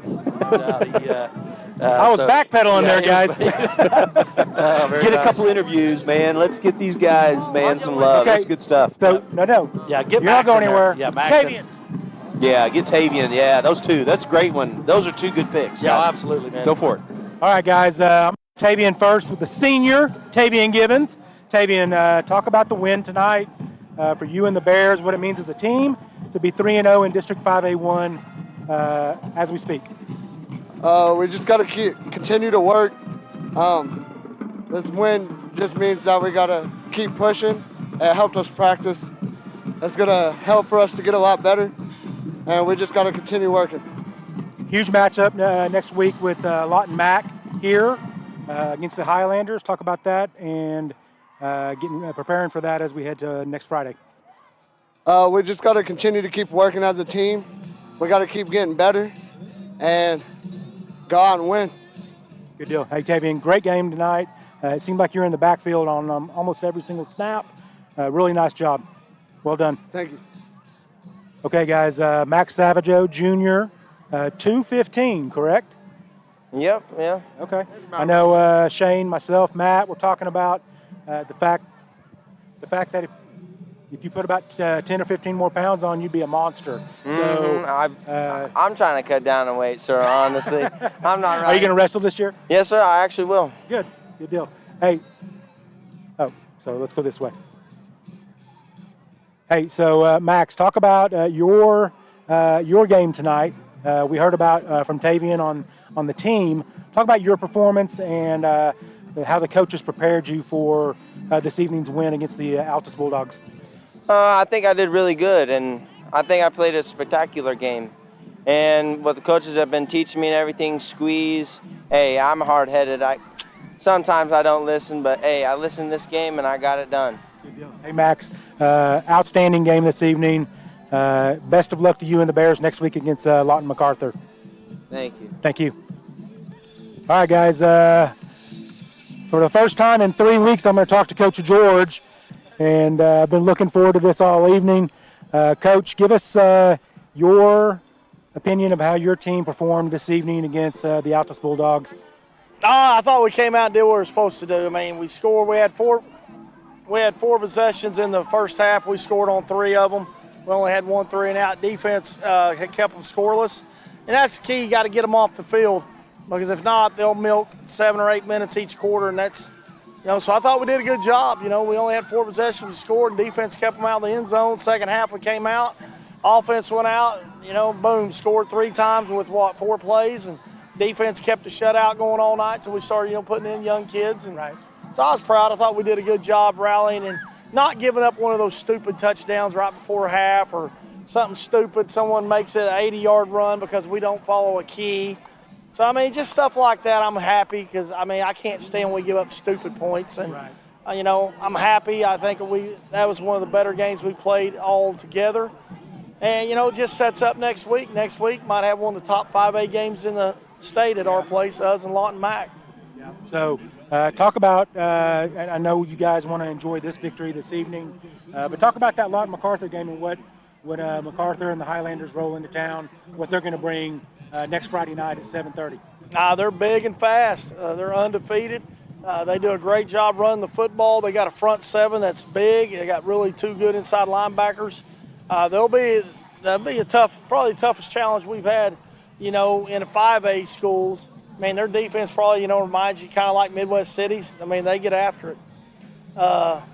Offensively, they're going to try to pound the football, throw it deep. That's kind of what they do. But, we've last 3 or 4 years, or last 3 years, it's always been a great game with them, and I don't expect anything different. I expect next Friday night to be a great game too. Yeah, if I remember correctly, last year it was back and forth the entire game. Just one, they'd punch us in the mouth and we'd punch them in the mouth. Yeah, we had a chance there at the end, and we came up short. And the year before, we beat them here at our place. The year before that, they beat us at their place in a tight game. So they've been tight games, and but that's what's fun about high school football. These games like this, ones that everyone says you're supposed to win by 15.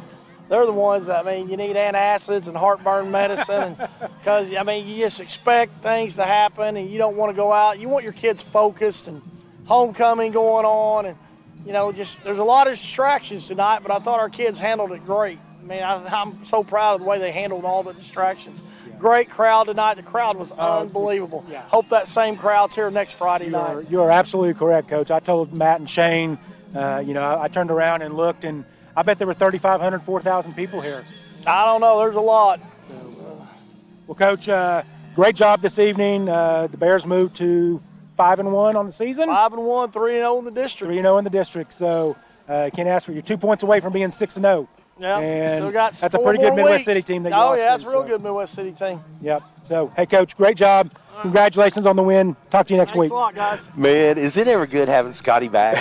He nailed that interview. Yeah, great job, Scotty. That was awesome. Thank you, guys. Good to No, be you back. did great, brother. Hey, shout out to my nephew, Tyson Wilcox, who's in the stands. All right. And my lovely wife, who is hanging around with him. Man, you couldn't do it without her. I know that. You are absolutely right. I couldn't get out of bed. No doubt. I'm out, guys. See y'all next week. All right, Go brother. Bears. Go Bears. Yeah. So, hey, I don't know what even to say. Coach George does a great interview, right? I mean, man, because he studies it, he sees, watches film of other teams. He just knows what's coming down the pike here. And he just evaluates his kids really well, and just has a nice hold of the program. One of the things that he talked about while he was out there was about the, how it's been back and forth. And then last year, Scotty brought up the point that it was a really close game. And you know what? We were talking about earlier how when you're a younger player and you get yourself in moments, you learn from those, moving forward. And Colin was in that was a nail-biting game right there. Now, Absolutely. it was. And he, I know it didn't work out into our favor, but when he gets himself back in that position, it's going to be a lot more comfortable for him. Yeah, but I'm glad you brought that up because I was actually going to say it. But last year, if that would have happened this year, I think he throws the ball away, right? Yeah. Instead, he's trying to force it.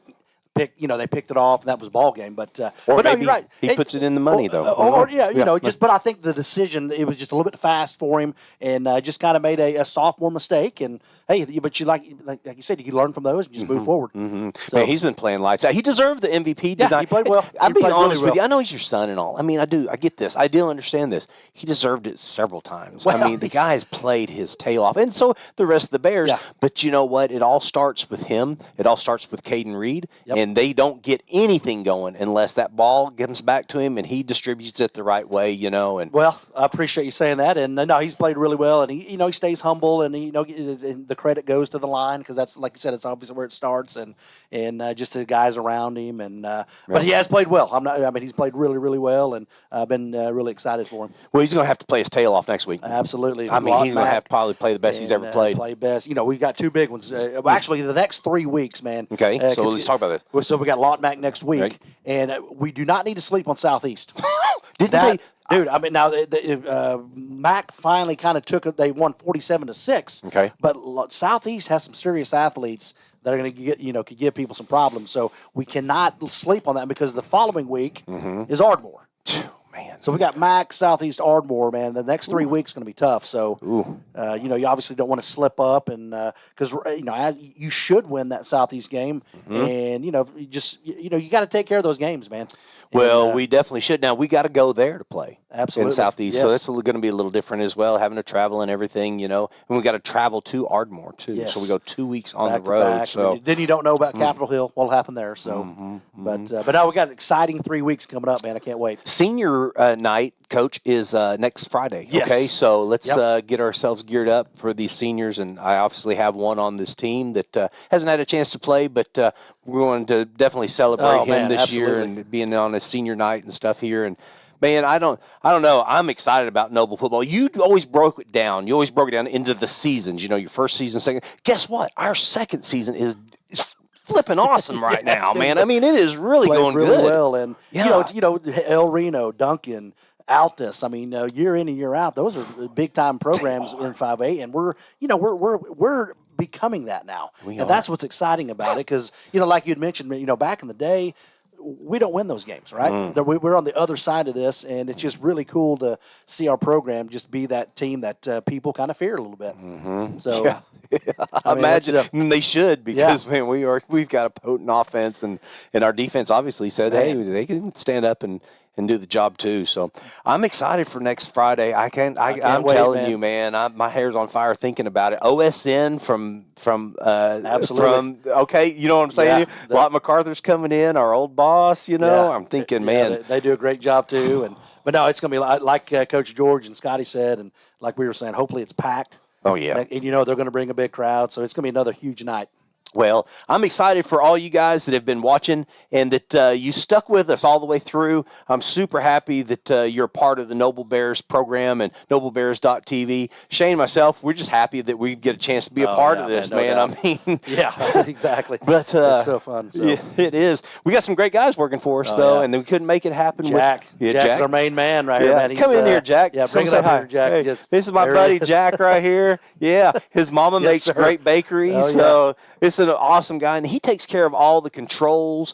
He takes care of switching in between the cameras, all that stuff. And Emma's on the camera. Ricky Bobby's on the camera. Mr. Kira. Rowden, Mhm. yeah, Kira, yeah, just a great team, and they do an awesome job. Because, like I said, if it wasn't for those guys, we wouldn't be doing what we're doing, right? I think we got the easy job. If you're very honest. I absolutely. If something happened here and Jack was not here, David Rowden, you weren't here, there would be no broadcast. 100%. I would not know what to do. You're just sitting, look at the game. I might be able to figure out the audio, but the camera, not a chance. It's all right though. Hey, we're a team, Yeah, and you there know you we don't have to all know it. We just have to know our part. That's all we right. got to do. And you know what, Mr. Kersey was right. People tune in because of you. We get 6,000 viewers because of Shane. Oh, yeah, I'm sure right. of it. Am I Yeah, right? yeah, That's yeah. what I'm saying. So, hey, Yes. Coach, great job tonight. Yes, sir. Thank too. you. Welcome back. Thank you coming back. It was Oh awesome, man. yeah. Dude, We got real quick. Okay, yeah, go for it. Tuna, we're 95 miles off the San Diego coast. You Oh kidding my me? goodness! And Did that not scare ya? 1,400 pounds. I wasn't scared at all. Man, I had my big brother with me. He took care of me the whole time. Did you sleep on the boat? Did. Yeah. It's 2.5 nights, and we slayed them. 1,400 pounds of tuna. Wow, man. Bringing it home too soon. It's coming. I talked to your wife. I said, you better have room in your freezer for some steaks. And she was like, there's no room in my freezer anymore. And I was like, well, Man, I got that's a bunch coming. That's a lot of tuna right there. That's a good. I'm glad you made it back. Had a great trip. Sounds like. Yeah, I did. I really did. That's awesome, man. I really did. Well, we only got 2 words for you. Go Bears. Go Bears.